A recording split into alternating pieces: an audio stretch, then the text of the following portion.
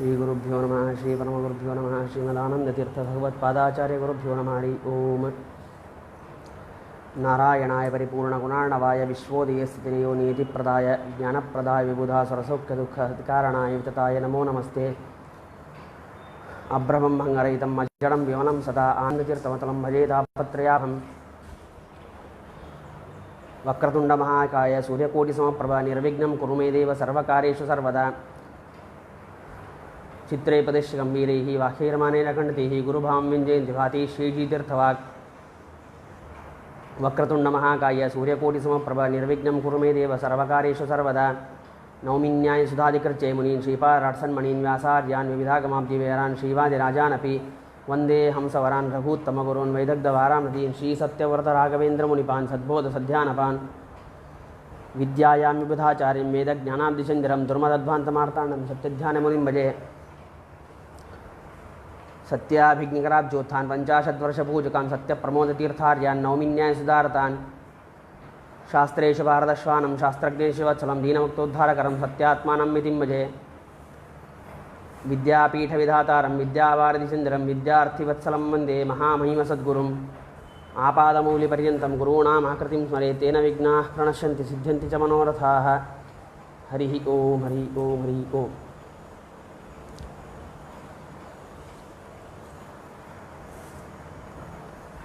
ಭಕ್ತಿಯ ಬಗ್ಗೆ ವಿವರಣೆ ಕೊಡುವುದಕ್ಕಾಗಿ ತಿಳಿಸಿದ್ದಾರೆ.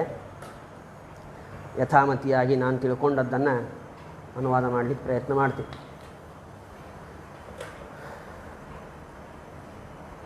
ದೇವರ ದೃಷ್ಟಿಯಲ್ಲಿ ನಾವು ಮನುಷ್ಯರು ಅಂತ ಹೇಳಿದ ತಕ್ಷಣ ದೇವರ ದೃಷ್ಟಿಯಲ್ಲಿ ನಾವು ಹೆಂಗೆ ತೋರ್ತೀವಿ ಅಂತಂದರೆ ಸಕಾಮವಾಗಿ ಕರ್ಮವನ್ನು ಮಾಡುವಂತಹ ವ್ಯಕ್ತಿ. ಆ ಸಕಾಮವಾಗಿ ಕರ್ಮವನ್ನು ಮಾಡುವಲ್ಲೂ ಕೂಡ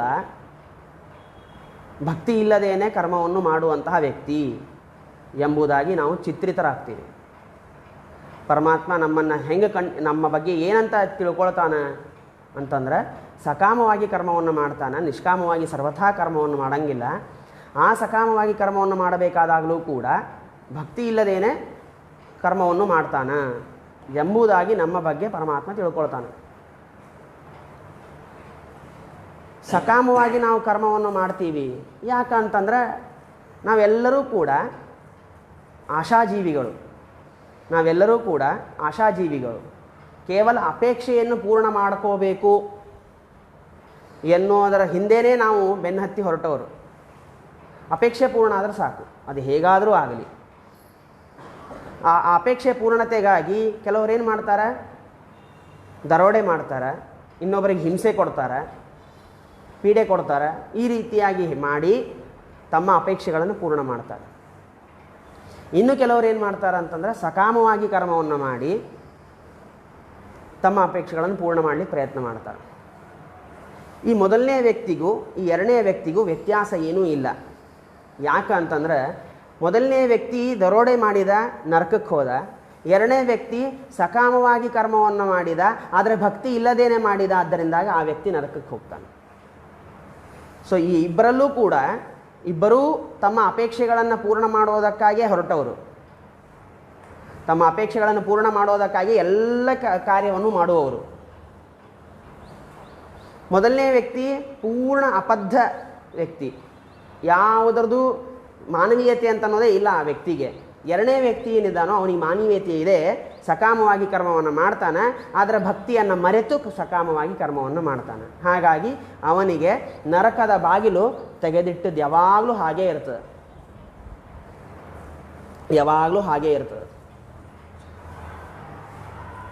ನಾವೆಲ್ಲರೂ ಸಕಾಮವಾಗಿ ಕರ್ಮವನ್ನು ಮಾಡ್ತಿರ್ತೀವಿ. ಕರ್ಮವನ್ನು ಮಾಡಬೇಕಾದಾಗ ನಾವು ಕರ್ಮ ಮಾಡಿದ್ದೀವಿ, ಎಲ್ಲ ಆಯಿತು, ಫಲ ಸಿಗಲಿಲ್ಲ. ಆ ಕಾರಣದಿಂದಾಗಿ ಕರ್ಮವನ್ನೇ ಮಾಡಬಾರದು. ಕರ್ಮ ವ್ಯರ್ಥ.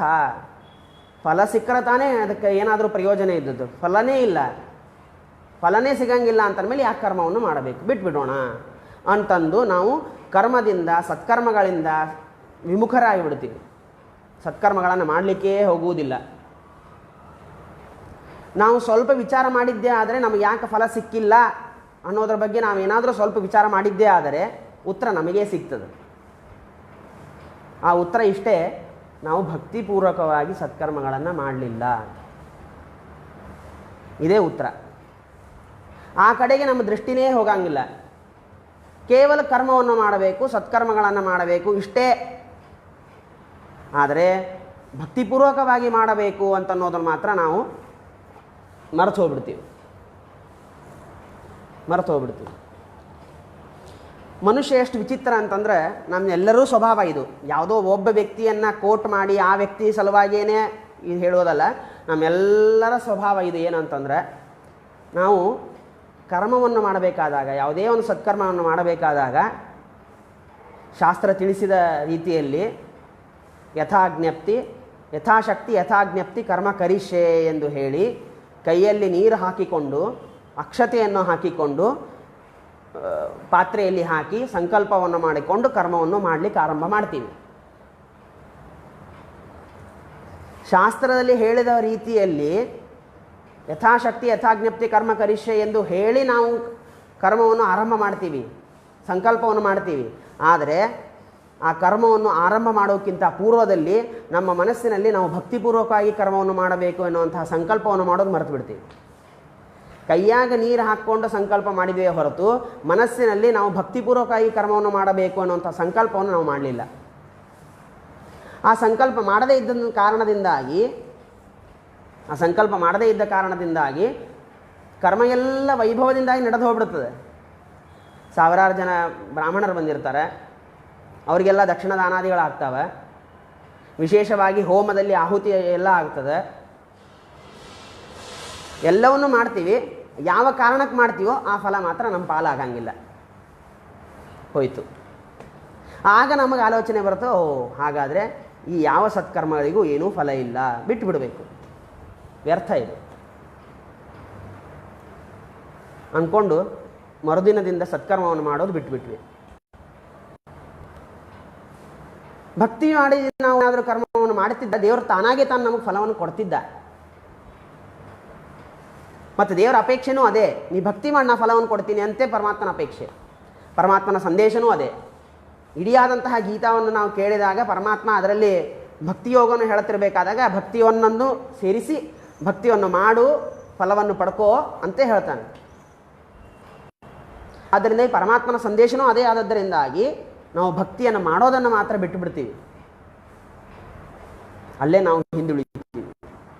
ಆಗ ನಾವೇನು ಮಾಡ್ತೀವಿ ಅಂತಂದರೆ, ಭಕ್ತಿ ಮಾಡಿಲ್ಲ, ಫಲವನ್ನು ಪಡೆದಿಲ್ಲ, ಆ ಕಾರಣದಿಂದಾಗಿ ಆ ಸತ್ಕರ್ಮದಿಂದಾಗಿ ಪೂಜಿತರಾದಂತಹ ದೇವತೆಗಳನ್ನೂ ತಿರಸ್ಕಾರ ಮಾಡ್ತೀವಿ, ಅವರನ್ನು ನಿಂದೆ ಮಾಡ್ತೀವಿ. ಇದು ನಮ್ಮ ದುರ್ದೈವವೇ ಸರಿ, ಇದಕ್ಕೆ ಬೇರೆ ಉಪಾಯ ಇಲ್ಲೇ ಇಲ್ಲ.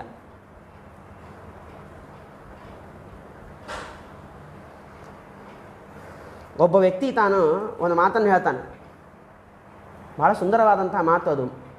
ಏನು ಹೇಳ್ತಾನೆ ಅಂತಂದ್ರೆ, ಆ ವ್ಯಕ್ತಿ ಪ್ರಯತ್ನವನ್ನು ಮಾಡಿ ಫಲವನ್ನು ಪಡ್ಕೋ, ಚಿಂತೆ ಇಲ್ಲ. ಆದರೆ ಒಂದು ಮಾತ್ರ ಗಮನಕ್ಕಿರಲಿ. ಏನು ಅಂತಂದರೆ, ಪ್ರಯತ್ನ ಮಾಡುವಾಗಲೂ ಕೂಡ ನಾನು ಯಾವ ಅಂಶವನ್ನು ಮರ್ತೀನಿ, ಎಲ್ಲಿ ನ್ಯೂನತೆ ಇದೆ ಅದನ್ನು ತಿಳ್ಕೊಂಡು ನೀನು ಪ್ರಯತ್ನವನ್ನು ಮಾಡು. ಇದರಿಂದ ಎರಡು ಲಾಭ ಏನು ಅಂದರೆ, ಪ್ರಯತ್ನ ಮಾಡುವಂತಹ ಕಾಲದಲ್ಲಿ ಹಾಗಾದರೆ ನನ್ನಲ್ಲಿರ್ತಕ್ಕಂಥ ನ್ಯೂನತೆ ಏನು ಅನ್ನುವಂಥ ಎಚ್ಚರಿಕೆ ಒಂದಿರ್ತದೆ.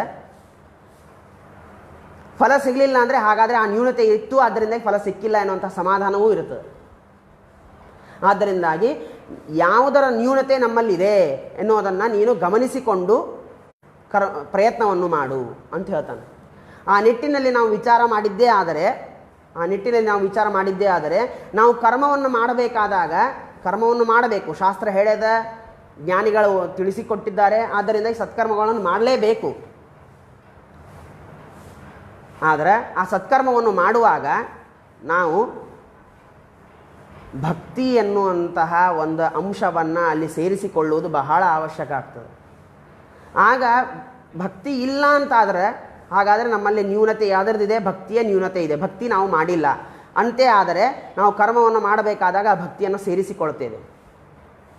ಸೇರಿಸಿಕೊಳ್ಳಿಲ್ಲ ಅಂತಾದರೆ, ಕರ್ಮವನ್ನು ಮಾಡಿದಾಗಲೂ ಫಲ ಸಿಗಲಿಲ್ಲ ಅನ್ನೋದಕ್ಕೆ ಹಾಗಾದರೆ ನಾನು ಭಕ್ತಿಪೂರ್ವಕವಾಗಿ ಕರ್ಮ ಮಾಡಲಿಲ್ಲ, ಆದ್ದರಿಂದಾಗಿ ನನಗೆ ಫಲ ಸಿಕ್ಕಿಲ್ಲ ಎನ್ನುವಂತಹ ಸಮಾಧಾನವಾದರೂ ನಮ್ಮಲ್ಲಿರ್ತದೆ. ಹಾಗಾಗಿ ಇದು ಭಕ್ತಿಪೂರ್ವಕವಾಗಿ ಕರ್ಮ ಮಾಡೋದು ಬಹಳ ಅವಶ್ಯಕವಾದದ್ದು. ಎಲ್ಲ ಸ್ಮೃತಿಗಳಲ್ಲಿ ಕೇಳ್ತೀವಿ, ಎಲ್ಲ ಪುರಾಣಗಳಲ್ಲಿ ಕೇಳ್ತೀವಿ, ಎಲ್ಲ ವೇದಗಳು ಹೇಳ್ತಾವ ಭಕ್ತಿಯನ್ನು ಮಾಡ್ರಿ ಅಂತಂದು. ಭಕ್ತಿಯನ್ನು ಮಾಡ್ರಿ ಅಂತ ಶಾಸ್ತ್ರ ಹೇಳಿತು. ಭಕ್ತಿಯನ್ನು ಮಾಡ್ರಿ ಅಂತ ಶಾಸ್ತ್ರ ಹೇಳಿ ಶಾಸ್ತ್ರಕಾರರಿಗೆ ಶಾಸ್ತ್ರದ ಜವಾಬ್ದಾರಿ ಎಷ್ಟು ಅಂತಂದರೆ ಕೇವಲ ಭಕ್ತಿಯನ್ನು ಮಾಡ್ರಿ ಅಂತ ಇಷ್ಟೇ ಹೇಳಿಲ್ಲ, ಭಕ್ತಿಯ ಬಗ್ಗೆ ನಮಗೆ ಪರಿಚಯವೂ ಮಾಡಿಸಿಕೊಡ್ತು. ಭಕ್ತಿಯ ಬಗ್ಗೆ ನಮಗೆ ಪರಿಚಯನೂ ಮಾಡಿಸಿಕೊಡ್ತು. ಏನದು ಭಕ್ತಿ ಅಂದರೆ ಏನು ಎನ್ನುವುದನ್ನು ಶ್ರೀಮದಾಚಾರ್ಯರ ಮಾತಿನಲ್ಲಿ ನಾವು ತಿಳಿಯೋದಾದರೆ, ಶ್ರೀಮದಾಚಾರ್ಯ ಹೇಳ್ತಾರೆ, ಜ್ಞಾನಪೂರ್ವ ಪರಸ್ನೇಹ ನಿತ್ಯೋ ಭಕ್ತಿ ರೀತಿರ್ಯತೆ. ಜ್ಞಾನಪೂರ್ವ ಪರಸ್ನೇಹ. ಸಾಧಾರಣವಾಗಿ ಮನುಷ್ಯನ ಸ್ವಭಾವ ಏನು ಅಂತಂದರೆ, ಮನುಷ್ಯ ಜಾತಿಯ ಸ್ವಭಾವನೇ ಇದು. ನಾವೇನು ಮಾಡ್ತೀವಿ ಅಂತಂದರೆ, ಒಬ್ಬರ ಹತ್ತಿರ ಹೋಗಬೇಕು, ಒಬ್ಬರ ಜೊತೆಗೆ ನಾವು ಏನಾದರೂ ಪ್ರೀತಿಯಿಂದ ಮಾತನಾಡಬೇಕು, ಒಬ್ಬರ ಸಂಪರ್ಕದಲ್ಲಿ ಬರಬೇಕು, ಒಬ್ಬರ ಜೊತೆಗೆ ಗೆಳೆತನ ಬೆಳೆಸಬೇಕು ಅಂತಾದರೆ ಮೊದಲಿಗೆ ಅವರಲ್ಲಿರ್ತಕ್ಕಂಥ ಸದ್ಗುಣಗಳ ಬಗ್ಗೆ ತಿಳ್ಕೊಳ್ತೀವಿ. ಅವರಲ್ಲಿ ಏನು ಸದ್ಗುಣಗಳವ, ಅವರ ವ್ಯಕ್ತಿತ್ವ ಎಂಥದ್ದು ಅಂತ ತಿಳ್ಕೊಂಡು ಆಮೇಲೆ ನಾವು ಅವರ ಜೊತೆಗೆ ಸ್ನೇಹವನ್ನು ಬೆಳೆಸ್ತೀವಿ. ಹೌದೋ?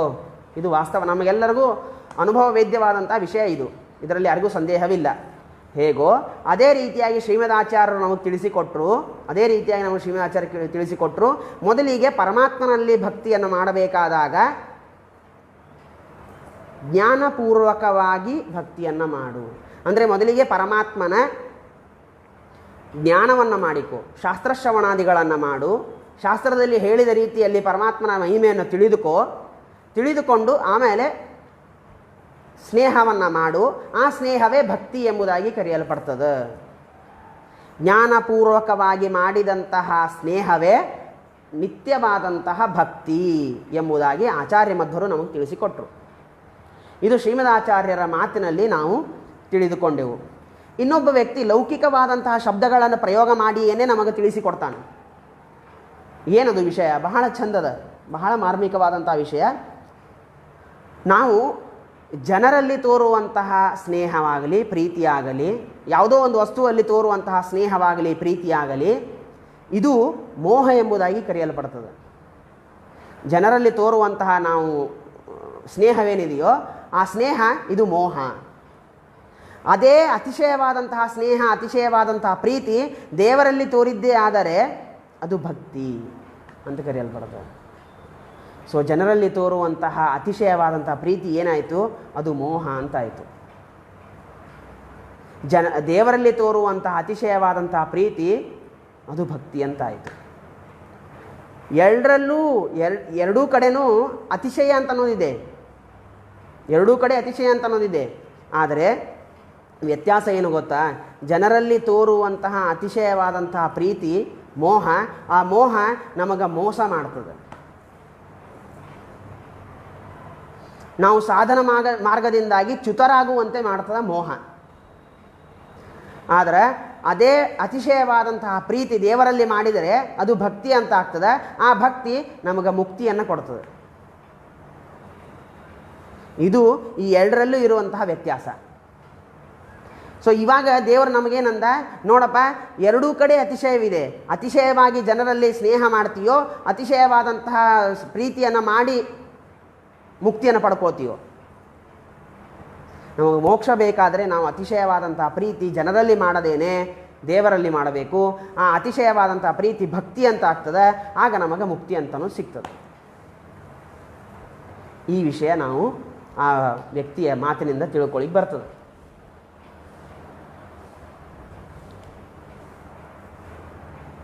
ಪ್ರಬುದ್ಧ ಎನ್ನುವಂತಹ ಒಬ್ಬ ಜ್ಞಾನಿ, ಆ ಜ್ಞಾನಿ ವಿದೇಹರಾಜನಿಗೆ ಉಪದೇಶ ಮಾಡ್ತಾನೆ. ಪ್ರಬುದ್ಧ ಎನ್ನುವಂತಹ ಜ್ಞಾನಿ ವಿದೇಹರಾಜನಿಗೆ ಉಪದೇಶ ಮಾಡ್ತಾನೆ. ಏನು ಉಪದೇಶ ಮಾಡ್ತಾನೆ ಅಂತಂದ್ರೆ, ಯಾರು ಭಕ್ತರಿದ್ದಾರೋ ಆ ಭಕ್ತರ ಲಕ್ಷಣವನ್ನು ಹೇಳ್ತೀನಿ ಕೇಳು ಅಂತ ಉಪದೇಶ ಮಾಡ್ತಾನೆ.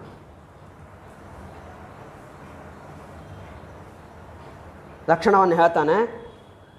ಕ್ವಚಿತ್ ರುದಂತ್ಯಚ್ಯುತ ಚಿಂತೆಯ ಕ್ವಚಿತ್ ಹಸಂತಿ ನಂದಂತಿ ವದಂತ್ಯ ಲೌಕಿಕಾ.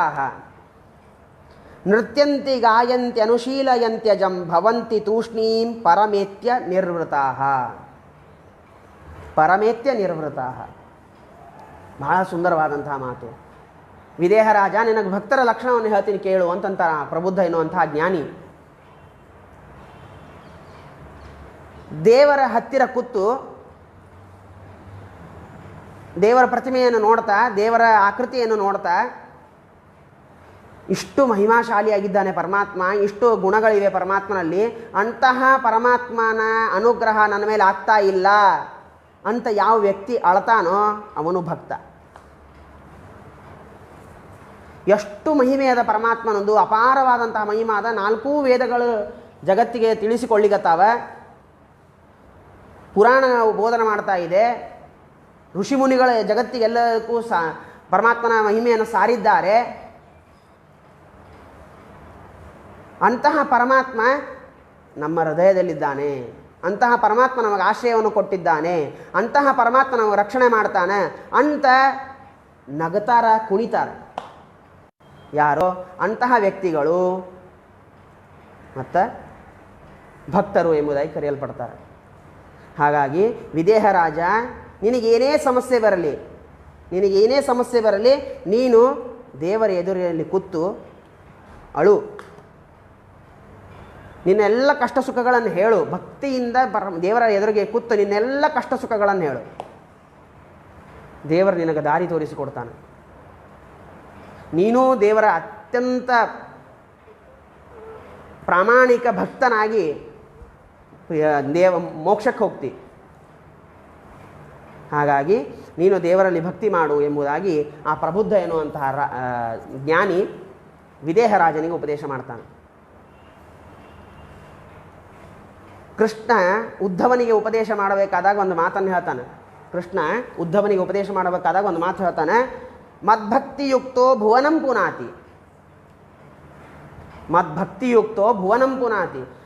ಉದ್ಧವ, ನಿನಗೊಂದು ಮಾತು ಹೇಳ್ತೀನಿ ಕೇಳು. ಭಕ್ತಿ ತುಂಬಿಕೊಂಡು ಇರುವಂತಹ ವ್ಯಕ್ತಿ, ಯಾವ ವ್ಯಕ್ತಿ ನನ್ನ ಭಕ್ತನಿದ್ದಾನೆಯೋ ಅವರ ಸಾಮರ್ಥ್ಯ ಎಷ್ಟು ಅನ್ನೋದನ್ನು ನಾನು ನಿನಗೆ ತಿಳಿಸ್ತೀನಿ ಕೇಳು.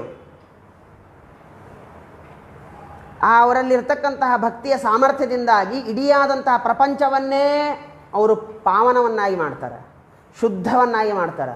ತಮ್ಮಲ್ಲಿರ್ತಕ್ಕಂತಹ ಭಕ್ತಿಯ ಒಂದು ಗುಣದಿಂದಾಗಿ, ಸಾಮರ್ಥ್ಯದಿಂದಾಗಿ ಇಡಿಯಾದಂತಹ ಜಗತ್ತನ್ನೇ ಅವರು ಪಾವನವನ್ನಾಗಿ ಮಾಡಲಿಕ್ಕೆ ಸಮರ್ಥರಾಗಿರ್ತಾರೆ. ಅಷ್ಟು ಭಕ್ತಿಯ ಮಹಿಮೆ ಇದೆ. ನನ್ನ ಭಕ್ತರ ಮಹಿಮೆ ಅಷ್ಟಿದೆ, ನೀನು ಭಕ್ತಿಯನ್ನು ಮಾಡು ಅಂತ ಕೃಷ್ಣ ಪರಮಾತ್ಮ ಉದ್ಧವನಿಗೆ ಹೇಳ್ತಾನೆ. ನಿನ್ನೇನು ಕಷ್ಟಗಳೋ ನನ್ನ ಮುಂದೆ ಹೇಳು, ನಾನೆಲ್ಲವನ್ನೂ ಪರಿಹಾರ ಮಾಡ್ತೀನಿ. ಆದರೆ ಭಕ್ತಿ ಒಂದನ್ನು ಮಾತ್ರ ನೀನು ಮರೀಲಿಕ್ಕೆ ಹೋಗಬೇಡ. ನಮ್ಮ ಆಚಾರ್ಯರು ನಮಗೆ ಯಾವಾಗಲೂ ಇಲ್ಲಿ ಉಪದೇಶ ಮಾಡ್ತಿರ್ತಾರೆ. ಈ 2 ಮಾತನ್ನು ಕೇಳಿದಾಗ ಅದು ನೆನಪಾಗ್ತದೆ. ಆಚಾರ್ಯ ಏನಂತಾರೆ ಅಂತಂದರೆ, ಅವರೇ ಯಾರೋ ಒಬ್ಬರು ಪರಿಚಿತರಿದ್ದಾರೆ, ಯಾರೋ ಒಬ್ಬರು ಮನೆ ಹತ್ತಿರದಲ್ಲಿದ್ದಾರೆ, ಅವರಿಗೆ ಹೇಳ್ಕೋರಿ, ಚಿಂತೆ ಇಲ್ಲ. ಅವ್ರಿಗೆ ಹೇಳ್ತಿರೋ ಹೇಳಂಗಿಲ್ಲೋ ಅದು ನಿಮ್ಮ ಮೇಲೆ ಬಿಟ್ಟಿದ್ದು. ಆದರೆ ನಿಮಗೆ ಶಾಶ್ವತವಾಗಿ ಪರಿಹಾರ ಕೊಡುವಂತಹ ವ್ಯಕ್ತಿ ಅಂತಂದರೆ ಪರಮಾತ್ಮ ಒಬ್ಬನೇ. ಆದ್ದರಿಂದ ಏನೇ ನಿಮಗೆ ಕಷ್ಟ ಆಗಲಿ ನಷ್ಟವಾಗಲಿ ಅದು ಪ್ರಾಮಾಣಿಕವಾಗಿ ಭಕ್ತಿಯಿಂದ ಹೋಗಿ ಪರಮಾತ್ಮನಲ್ಲಿ ಪಾದದಲ್ಲಿ ಅದನ್ನು ಸಮರ್ಪಣೆ ಮಾಡಿರಿ. ಪರಮಾತ್ಮ ನಿಂದೇ ಜವಾಬ್ದಾರಿ ಸ್ವಾಮಿ, ನೀನೇ ಅನುಗ್ರಹ ಮಾಡಬೇಕು ಅಂತ ಕೇಳ್ಕೋರಿ. ನೀವು ಭಕ್ತಿ ಮಾಡಿದ್ದರಿಂದ ಪರಮಾತ್ಮ ಅದೆಲ್ಲವನ್ನೂ ಪರಿಹಾರ ಮಾಡ್ತಾನೆ. ಕಷ್ಟವನ್ನು ಪರಿಹಾರ ಮಾಡ್ತಾನೆ, ನಷ್ಟವನ್ನು ಪರಿಹಾರ ಮಾಡ್ತಾನೆ, ಅದರ ಜೊತೆಗೆ ಸುಖವನ್ನೂ ಕೊಡ್ತಾನೆ ಅಂತ ನಮ್ಮ ಆಚಾರ್ಯ ನಮಗೆ ಉಪದೇಶ ಮಾಡ್ತಿರ್ತಾರೆ. ಹಾಗಾಗಿ ಏನು ಮಾಡಿದರೂ ಕೂಡ ನಾವು ಭಕ್ತಿಯನ್ನು ಮಾತ್ರ ಮರೆಯುವಂತಿಲ್ಲ. ಅದರಷ್ಟು ಮಹಿಮಾ ಬೇರೆ ಯಾವ ವಸ್ತುವಿಗೂ ಇಲ್ಲ. ಅಷ್ಟು ಅದ್ಭುತವಾದಂತಹ ಸಾಧನೆ ಭಕ್ತಿ.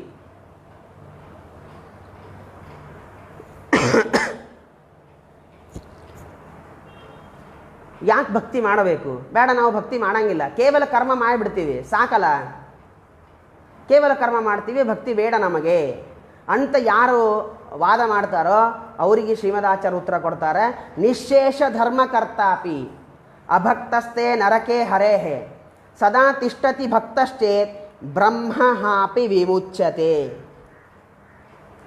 ಕೇವಲ ಕರ್ಮ ಮಾಡ್ತೀನಿ, ಭಕ್ತಿ ಬೇಡ ಅಂತ ಅಲ್ಲಿಗೆ ಹೋಗಬೇಡ. ನಿಶೇಷ ಧರ್ಮಕರ್ತಾಪಿ. ನೀನು ಏನೇ ಕರ್ಮಗಳನ್ನು ಮಾಡು, ಏನೇ ಧರ್ಮವನ್ನು ಮಾಡು, ಏನೇ ಆಚರಣೆ ಮಾಡು, ಭಕ್ತಿ ಇಲ್ಲ ಅಂತಾದ್ರೆ ನೀನು ನರಕ ಪಾಲು. ನಿನಗೆ ನರಕ ಆಗೋದೊಂದೇ ಉಪಾಯ, ಬೇರೆ ಏನೂ ಹಾದಿ ಇಲ್ಲ. ಆದ್ದರಿಂದ ಈ ಭಕ್ತಿ ಜೊತೆಗೆ ಕರ್ಮವನ್ನು ಮಾಡು. ಭಕ್ತಿ ಬೇಡ ಕರ್ಮವನ್ನು ಅಷ್ಟೇ ಮಾಡ್ತೀನಿ ಅಂತ ಅನ್ಲಿಕ್ಕೆ ಹೋಗಬೇಡ. ಸರಿ, ಭಕ್ತಿ ಮಾಡುವ ಭಕ್ತಿ ಯಾರು ಮಾಡ್ತಾರೋ ಅವರಿಗಿರುವಂತಹ ಮತ್ತು ಲಾಭವಾದರೂ ಏನು ಅಂತಂದರೆ ಅದಕ್ಕೂ ಹೇಳ್ತಾರೆ, ಸದಾ ತಿಷ್ಠತಿ ಭಕ್ತಶ್ಚೇತ್ ಬ್ರಹ್ಮಹಾಪಿ ವಿಮುಚ್ಯತೆ. ಏನೋ ಪ್ರಾರಬ್ಧ ಕರ್ಮದಿಂದಾಗಿ ನನ್ನ ಭಕ್ತ ಯಾರಿದ್ದಾನೋ, ಏನೋ ಅವನ ಪ್ರಾರಬ್ಧ ಕರ್ಮದಿಂದಾಗಿ ಅವನು ಏನೋ ತಪ್ಪು ಮಾಡಿಬಿಟ್ಟ, ಏನೋ ಅಪರಾಧ ಮಾಡಿದ ಅಂತಾದರೆ ಅದನ್ನು ನಾನು ಕ್ಷಮಾ ಮಾಡ್ತೀನಿ. ಯಾಕಂದ್ರೆ ಏನೋ ಪ್ರಾರಬ್ಧ ಕರ್ಮ ಇತ್ತು, ಅದಕ್ಕೆ ತಪ್ಪು ಮಾಡಿದ, ವಾಸ್ತವಿಕವಾಗಿ ನನ್ನ ಭಕ್ತ ಇದ್ದಾನ ಅಂತ ಅಂದ್ಕೊಂಡು ನಾನು ಅವನಿಗೆ ಕ್ಷಮಾ ಮಾಡ್ತೀನಿ, ಅವನಿಗೆ ಉತ್ತಮವಾದಂಥ ಸದ್ಗತಿಯನ್ನು ಕೊಡ್ತೀನಿ, ಮೋಕ್ಷವೇ ಕೊಡ್ತೀನಿ. ಎದಕ್ಕೆ ಕೊಟ್ಟೆ ಮೋಕ್ಷ ಅಂತಂದರೆ ಒಂದು ನಿಮಿತ್ತ, ಆ ನಿಮಿತ್ತವೇ ಭಕ್ತಿ. ಅದಕ್ಕೆ ಭಕ್ತಿ ಮಾಡು, ಭಕ್ತಿ ಇಲ್ಲದೇನೆ ಕರ್ಮ ಮಾಡಲಿಕ್ಕೆ ಹೋಗಬೇಡ. ಇದೇ ಮಾತನ್ನು ಭಾಗವತನೂ ನಮಗೆ ತಿಳಿಸ್ತದೆ. ನೋತ್ಪಾದಯೇ ತ್ಯಜಿರತಿಂ ಶಮಯೇವ ಹಿ ಕೇವಲಂ. ಎಲ್ಲ ಕರ್ಮಗಳನ್ನು ಮಾಡು, ಬಂದಂತಹ ಬ್ರಾಹ್ಮಣರಿಗೆ ದಕ್ಷಿಣೆಯನ್ನು ಕೊಡು, ಎಲ್ಲವನ್ನೂ ಮಾಡು. ನೀನು ಭಕ್ತಿ ಇಲ್ಲ ಅಂತಾದರೆ ನೀನು ಮಾಡಿದಂಥ ಕರ್ಮ ನಿನಗೆ ಶ್ರಮ ಆಗ್ತದೆ ಹೊರತು ನಿನಗೆ ಫಲವನ್ನು ಕೊಡಂಗಿಲ್ಲ. ಶ್ರಮವಾಗಬೇಕಾಗಿತ್ತೋ ಭಕ್ತಿ ಇಲ್ಲದೇನೆ ಕರ್ಮವನ್ನು ಮಾಡಿ ಮುಗಿಸಿಬಿಡು. ಫಲ ಬೇಕಾಗಿತ್ತೋ ಭಕ್ತಿ ಸಹಿತವಾಗಿ ಕರ್ಮವನ್ನು ಮಾಡು. ಯಾವುದನ್ನು ಆರಿಸಿಗೋತಿ ನಿನ್ನ ಮೇಲೆ ಬಿಟ್ಟಿದ್ದು ಅಂತ ಆಗ ನಮಗೆ ತಿಳಿಸ್ತದೆ. ಇನ್ನೊಂದು ಮಾತನ್ನು ಹೇಳ್ತದೆ, ಅದೇ ಭಾಗವತದಲ್ಲಿ ಬಂದಂತಹ ಮಾತವೇ, ಕೋನ್ವೀಶತೆ ಪಾದ ಸರೋಜ ಭಾಜಾಂ ಸುದುರ್ಲಭೋರ್ಥೇಶು ಚತುರ್ಷ್ವಪೀಹ ತಥಾಪಿ ನಾಹಂ ಪ್ರವೃಣೋಮಿ ಭೂಮನ್ ಭವತ್ಪದಾಂಬೋಜ ನಿಷೇವಣೋತ್ಸುಕಃ. ಭಾಗವತ ಅಂತದ ಭಕ್ತಿಯಿಂದ ಏನು ಸಿಗ್ತದಪ್ಪ ಅಂತ ಆರ್ಗ್ಯೂ ಮಾಡ್ಲಿಕ್ಕೆ ಹೋಗಬೇಡ. 2 ಅಕ್ಷರದ ಭಕ್ತಿ ಅದ. ಭಕ್ತಿ ಅನ್ನುವಂತಹ ಶಬ್ದ 2 ಅಕ್ಷರದ್ದು, ಆದರೆ ಫಲ ಮಾತ್ರ ಭಾಳ ಹೊಡೆದು ಕೊಡ್ತದೆ. ಏನು ಮಾಡ್ತದೆ ಅಂತಂದ್ರೆ, ನೀ ಏನೇ ಅಪೇಕ್ಷೆ ಪಡು, ನಿನ್ನಲ್ಲಿ ಭಕ್ತಿ ಇದ್ದದರಿಂದಾಗಿ ಪರಮಾತ್ಮ ನಿನ್ನಲ್ಲಿ ಎಷ್ಟು ಭಕ್ತಿ ಅದಂತ ನೋಡ್ತಾನೆ, ನಿನಗೆ ಎಲ್ಲ ಫಲವನ್ನು ಕೊಡ್ತಾನೆ. ನಿನಗೆ ಯಾವುದೂ ದುರ್ಲಭ ಇಲ್ಲ, ಎಲ್ಲವೂ ಸುಲಭನೇ ನಿನಗೆ. ಕೋನ್ವೀಶತೆ ಪಾದ ಸರೋಜವಾಜಾಂ ಸುದುರ್ಲಭೋರ್ಥೇಶು ಚತುರ್ಷ್ವಪೀಹ. ದುರ್ಲಭವಾದಂತಹ ಯಾವುದೂ ಇಲ್ಲೇ ಇಲ್ಲ, ಸುಲಭವಾಗಿ ಎಲ್ಲವೂ ಸಿಕ್ಕಿಬಿಡ್ತದೆ. ಯಾಕ? ಭಕ್ತಿ ಒಂದಿದೆ, ದೊಡ್ಡ ನಮ್ಮ ಒಂದು ಸಾಧನೆ ಅದು ಭಕ್ತಿ ಅಂತ ಅನ್ನೋದು. ಆದ್ದರಿಂದ ಭಕ್ತಿ ಮಾಡು. ನಮಗೆಲ್ಲರಿಗೂ ಒಂದು ಅಪೇಕ್ಷೆ ಇರ್ತದೆ, ಜಗತ್ತಿನಲ್ಲಿ ನಾವು ಮಾನ್ಯರಾಗಬೇಕು, ಗುಣವಂತರಾಗಬೇಕು, ಜಗತ್ತು ನಮ್ಮನ್ನು ಮೆಚ್ಚಬೇಕು ಅನ್ನುವಂಥ ಅಪೇಕ್ಷೆ ನಮಗೆಲ್ಲರಿಗೂ ಇರ್ತದೆ. ಅದಕ್ಕಾಗಿ ನಾವು ಬೇಕಾದಷ್ಟು ಕಷ್ಟವನ್ನೂ ಪಡ್ತೀವಿ, ಹಗಲು ರಾತ್ರಿ ಶ್ರಮ ಪಡ್ತೀವಿ, ಕಷ್ಟವನ್ನು ಪಡ್ತೀವಿ, ಕೆಲಸ ಮಾಡ್ತೀವಿ, ಎಷ್ಟೋ ದಿವಸ ನಿದ್ದೆ ಬಿಡ್ತೀವಿ. ಜಗತ್ತಿಗೆ ಮಾನ್ಯರಾಗುವುದಕ್ಕಾಗಿ ಇಷ್ಟ ಮಾಡ್ತೀವಿ, ಗುಣವಂತರಾಗಬೇಕು, ಶ್ರೀಮಂತರಾಗಬೇಕು ಅನ್ನೋಸವನ್ನು ಇಷ್ಟ ಮಾಡ್ತೀವಿ. ಕೊನೆಗೆ ನಾವು ಫಲವನ್ನು ಪಡ್ಕೊಳ್ತೀವಿ. ಆದರೆ ಶಾಸ್ತ್ರ ಅಂತದೆ, ನೀನು ಉತ್ತಮನಾಗಬೇಕು, ಜಗತ್ತಿಗೆ ಮಾನ್ಯನಾಗಬೇಕು ಅಂತಾದರೆ 1000 ಪ್ರಯತ್ನಗಳನ್ನು ಬದಿಗಿಡು. 1000 ಪ್ರಯತ್ನಗಳ ಎಲ್ಲವನ್ನೂ ಬದಿಗಿಟ್ಬಿಡು. ಭಾಳ ಪ್ರಯತ್ನ ಪಡಲಿಕ್ಕೆ, ಭಾಳ ಶ್ರಮ ಪಡಬೇಡ. ಪ್ರಾಮಾಣಿಕವಾಗಿ ದೇವರಲ್ಲಿ ಭಕ್ತಿ ಮಾಡು, ನೀನು ಉತ್ತಮನಾಗ್ತಿ. ಬ್ರಹ್ಮಣ ಪರಮಾ ಭಕ್ತಿ ಸರ್ವೇಭ್ಯ ಪರಮಸ್ತತಃ. ಆ ಭಕ್ತಿ ಎಂಬಂತಹ ಒಂದು ಗುಣ ಇದ್ದರೆ ಸಾಕು ನಿನ್ನಲ್ಲಿ. ಆ ಭಕ್ತಿ ಎಂಬಂಥ ಒಂದು ಗುಣ ಉತ್ತಮವಾದಂತಹ ಸ್ಥಾನವನ್ನು ಕೊಟ್ಟು ಜಗತ್ತಿನಲ್ಲಿ ಮಾನ್ಯನಾಗುವಂತೆ ಮಾಡ್ತದೆ. ಯಾವ ಕಾರಣಕ್ಕೂ ಭಕ್ತಿಯನ್ನು ಮಾತ್ರ ದೂರ ಸರಿಸಬೇಡ. ಇಷ್ಟು ಮಹತ್ತರ ಫಲವನ್ನು ಕೊಡ್ತದೆ, ಗಮನ ಕೊಟ್ಟು ಕೇಳು ಅಂತ ಶಾಸ್ತ್ರ ನಮಗೆ ತಿಳಿಸ್ತದೆ. ಇಲ್ಲೇ ತಿಳಿಯಬೇಕಾದಂಥ ಇನ್ನೊಂದು ಮಹತ್ವದ ವಿಷಯವನ್ನು ನಾವು ತಿಳ್ಕೊಳ್ಳಬೇಕು. ಉಶೀನರ ಎನ್ನುವಂತಹ ಒಂದು ರಾಜ್ಯ, ಆ ರಾಜ್ಯದಲ್ಲಿ ಸುಯಜ್ಞ ಎನ್ನುವಂತಹ ಒಬ್ಬ ರಾಜ. ಉಶೀನರ ಎನ್ನುವಂಥ ರಾಜ್ಯ, ಸುಯಜ್ಞ ಎನ್ನುವಂತಹ ಒಬ್ಬ ರಾಜ. ಆ ರಾಜ ಯುದ್ಧವಾಡಬೇಕು ಅಂತಂದು ಹೋಗಿರ್ತಾನೆ. ಹೋದಾಗ ಅವನ ಪ್ರಾರಬ್ಧ ಕರ್ಮಕ್ಕೆ ಅನುಗುಣವಾಗಿ ಆ ರಾಜ ಶತ್ರುಗಳಿಂದಾಗಿ ಸಂಹೃತನಾಗಿ ಸತ್ತೋಗ್ಬಿಡ್ತಾನೆ. ಸತ್ತು ಹೋದಾಗ ಅವನಿಗೆ ಇಬ್ಬರು ಹೆಂಡಂದಿರು. ಅವರು ಅವನ ಮೇಲೆ ವಿಶೇಷವಾದಂತಹ ಪ್ರೀತಿ ಅಭಿಮಾನಗಳನ್ನು ಪಡ್ಕೊಂಡವರು. ವಿಶೇಷವಾದಂತಹ ಪ್ರೀತಿ ಅಭಿಮಾನ ತಮ್ಮ ಪತಿಯ ಮೇಲೆ, ತನ್ನ ಗಂಡನ ಮೇಲೆ ಅವರಿಗಿಬ್ಬರಿಗೂ ಇತ್ತು. ಯಾವಾಗ ಆ ಇಬ್ಬರಿಗೂ ರಾಜ ಸತ್ತ ಎನ್ನುವಂತಹ ಸುದ್ದಿ ಬರ್ತದೆ, ಬಹಳ ದುಃಖ ಪಡ್ತಾರೆ, ಬಹಳ ದುಃಖ ಪಡ್ತಾರೆ. ದುಃಖಪಟ್ಟು ಎಷ್ಟರ ಮಟ್ಟಿಗೆ ನೋವು ಮಾಡ್ಕೋತಾರೆ, ಎಷ್ಟರ ಮಟ್ಟಿಗೆ ಒದ್ದಾಡ್ತಾರೆ ಅಂತಂದ್ರೆ, ಆ ವ್ಯಕ್ತಿಯ, ಆ ರಾಜನ ಶವ ಸಂಸ್ಕಾರ ಮಾಡಲಿಕ್ಕೂ ಬಿಡಂಗಿಲ್ಲ. ಶವ ಸಂಸ್ಕಾರ ಮಾಡಲಿಕ್ಕೂ ಬಿಡಂಗಿಲ್ಲ. ನಮ್ಮ ರಾಜನನ್ನು ನಾವೆಲ್ಲೂ ಕೊಟ್ಟು ಕಳ್ಸಂಗಿಲ್ಲ ಅಂತಂದು ಹಠಕ್ಕೆ ಕೂತು ಬಿಡ್ತಾರೆ. ಆದರೆ ಶವ ಸಂಸ್ಕಾರ ಆಗೋದು ಬಹಳ ಅವಶ್ಯಕ ಆಗಿರ್ತದೆ. ತಾಸಾಗ್ತದೆ, 2 ತಾಸು ಆಗ್ತದೆ, ಕಳ್ಸಂಗಿಲ್ಲ ಅಂದ್ರೆ ಕಳ್ಸಂಗಿಲ್ಲ ಅವರು, ರಾಣಿ ಅವನ ಹೆಂಡಂದಿರು. ಆಗ ಯಮದೇವರು ಒಂದು ಶಿಶುವಿನ ರೂಪವನ್ನು ಧಾರಣ ಮಾಡಿಕೊಂಡು ಬರ್ತಾರೆ. ಶಿಶುವಿನ ರೂಪವನ್ನು ಧಾರಣ ಮಾಡಿಕೊಂಡು ಬರ್ತಾರೆ. ಬಂದು ಆ ರಾಣಿ ಇಬ್ಬರು ಆ ರಾಜನ ಹೆಂಡಂದಿರಿಗೆ ಉಪದೇಶ ಮಾಡ್ತಾರೆ. ನೀವು ಬಹಳ ದುಃಖದಲ್ಲಿದ್ದೀರಿ, ನನಗೆ ಗೊತ್ತದ, ಆದರೆ ಶವ ಸಂಸ್ಕಾರ ಮಾಡೋದು ಬಹಳ ಅವಶ್ಯಕವಾದದ್ದು, ಅದನ್ನು ತಡಿಲಿಕ್ಕೆ ಹೋಗಬೇಡ್ರಿ. ಸಮಯ ಮುಗೀತು ಅಂತಂದರೆ ಶವ ಸಂಸ್ಕಾರಕ್ಕೂ ಉಪಯುಕ್ತವಾಗುವುದಿಲ್ಲ, ಬೇಗನೆ ಶವ ಸಂಸ್ಕಾರಕ್ಕೆ ಕಳಿಸ್ರಿ. ಯಮದೇವರು ಎಷ್ಟು ಹೇಳಿದ್ರು ಅವ್ರು ಯಾರೂ ಕೇಳಂಗಿಲ್ಲ. ಆಗ ಒಂದು ಮಾತನ್ನು ಹೇಳ್ತಾರೆ ಯಮದೇವರು, ಸರಕ್ಷಿತ ರಕ್ಷತಿ ಯೋಹಿ ಗರ್ಭೆ, ಸರಕ್ಷಿತ ರಕ್ಷತಿ ಯೋಹಿ ಗರ್ಭೆ. ರಾಣಿ, ನಿನಗೊಂದು ವಿಷಯ ಹೇಳ್ತೀನಿ ಕೇಳು. ನಾನು ಅನಾಥನಾದಂತಹ ವ್ಯಕ್ತಿ. ನಾನು ಚಿಕ್ಕ ಮಗು ಇರಬೇಕಾದಾಗಲೇ ಯಾರೋ ನನ್ನನ್ನು ಅರಣ್ಯದಲ್ಲಿ ಬಿಟ್ಟುಬಿಟ್ರು. ಬಹಳ ಘೋರವಾದಂತಹ ಅರಣ್ಯ ಅದು, ಕ್ರೂರವಾದಂತಹ ಪ್ರಾಣಿಗಳು, ಅದರಲ್ಲಿ ನನ್ನ ಬಿಟ್ಟು ಹೋಗ್ಬಿಟ್ರು. ನನಗೆ ಇವಾಗ 10-12 ವರ್ಷ ಇರಬಹುದು. ಇಲ್ಲಿವರೆಗೆ ನನಗೊಂದು ಕ್ರೂರವಾದಂತಹ ಪ್ರಾಣಿನೂ ನನ್ನನ್ನು ಏನೂ ಮಾಡಿಲ್ಲ. ಸುರಕ್ಷಿತವಾಗಿ ಬೆಳೆದು 12 ವರ್ಷದವನಾದೆ, ಏನೂ ಮಾಡಿಲ್ಲ. ನಿನ್ನ ರಾಜ ಯುದ್ಧಕ್ಕೆ ಹೋಗುವಾಗ ಅವನ ಜೊತೆಗೆ 1000 ಜನ ಸೈನಿಕರಿದ್ದರು, 100 ಜನ ಸೇನಾಧಿಪತಿಗಳಿದ್ದರು, ಆಯುಧಗಳಿದ್ದು ಎಲ್ಲ ಇದ್ದರೂ ಸತೇಕ ನಿನ್ನ ರಾಜ ಯುದ್ಧ ಮುಗಿಸಿಕೊಂಡು ಬರುವಾಗ ಶವವಾಗಿ ಬಂದ. ತಾನು ಬರಲಿಲ್ಲ, ತನ್ನ ಹೆಣವನ್ನು ಕಳಿಸಿದ, ತನ್ನ ಶವವನ್ನು ಕಳಿಸಿದ ರಾಜ್ಯಕ್ಕೆ. ಏನು ಮೋಹಪಟ್ಟು ಏನು ಮಾಡ್ತೀವಿ? ಯಾವುದೂ ನಮ್ಮ ಜೊತೆ ಬರುವುದಿಲ್ಲ, ಯಾರೂ ನಮ್ಮನ್ನು ರಕ್ಷಣೆ ಮಾಡೋರಿಲ್ಲ. ದೇವರಲ್ಲಿ ಭಕ್ತಿ ಮಾಡು, ವೈರಾಗ್ಯವನ್ನು ಪಡ್ಕೋ, ದೇವರಲ್ಲಿ ಅತಿಶಯವಾದಂತಹ ಭಕ್ತಿ ಮಾಡು. ನೀನು ಎಲ್ಲೇ ಇದ್ದರೂ ದೇವರು ನಿನ್ನ ರಕ್ಷಣೆ ಮಾಡ್ತಾನೆ, ಚಿಂತೆ ಮಾಡಲಿಕ್ಕೆ ಹೋಗಬೇಡ. ಸರಕ್ಷಿತ ರಕ್ಷತಿ ಯೋಹಿ ಗರ್ಭೆ. ಪರಮಾತ್ಮ, ನಾವು ಗರ್ಭದಲ್ಲಿರುವಾಗ ಯಾವ ಪರಮಾತ್ಮ ನಮಗೆ ಎಲ್ಲ ಆಹಾರವನ್ನು ಒದಗಿಸಿ ರಕ್ಷಣೆ ಮಾಡಿದನೋ, ಅದೇ ಪರಮಾತ್ಮ ನಾವು ಹುಟ್ಟಿದ ಮೇಲೆ, ಹುಟ್ಟಿ ಹೊರಗೆ ಬಂದ ಮೇಲೂ ಕೂಡ ಪರಮಾತ್ಮ ನಮ್ಮನ್ನು ರಕ್ಷಣೆ ಮಾಡ್ತಾನೆ. ಆ ಜವಾಬ್ದಾರಿ ಪರಮಾತ್ಮನಿಂದಿರಬೇಕಾದಾಗ ನಾವು ಇತರವಾದಂತಹ ವ್ಯಕ್ತಿಗಳಲ್ಲಿ, ವಸ್ತುಗಳಲ್ಲಿ ಮೋಹವನ್ನು ಪಟ್ಟು ಏನು ಪ್ರಯೋಜನ? ದೇವರಲ್ಲಿ ರಕ್ಷಣೆ ಮಾಡು. ನಿಮಗೆ ಎಷ್ಟು ಪ್ರೀತಿ ಆ ರಾಜನ ಮೇಲಿದೆ, ಅದಕ್ಕಿಂತ 2 ಪಟ್ಟು ಹೆಚ್ಚು ನಿಮಗೆ ದುಃಖ ಎಲ್ಲಿದೆ ಅಂತಂದರೆ, ನಿಮ್ಮನ್ನು ರಕ್ಷಣೆ ಮಾಡುವಂತಹ ವ್ಯಕ್ತಿ ತೀರಿ ಹೋದ ಎನ್ನುವಂಥ ದುಃಖನೂ ಸೇರಿಕೊಂಡದ.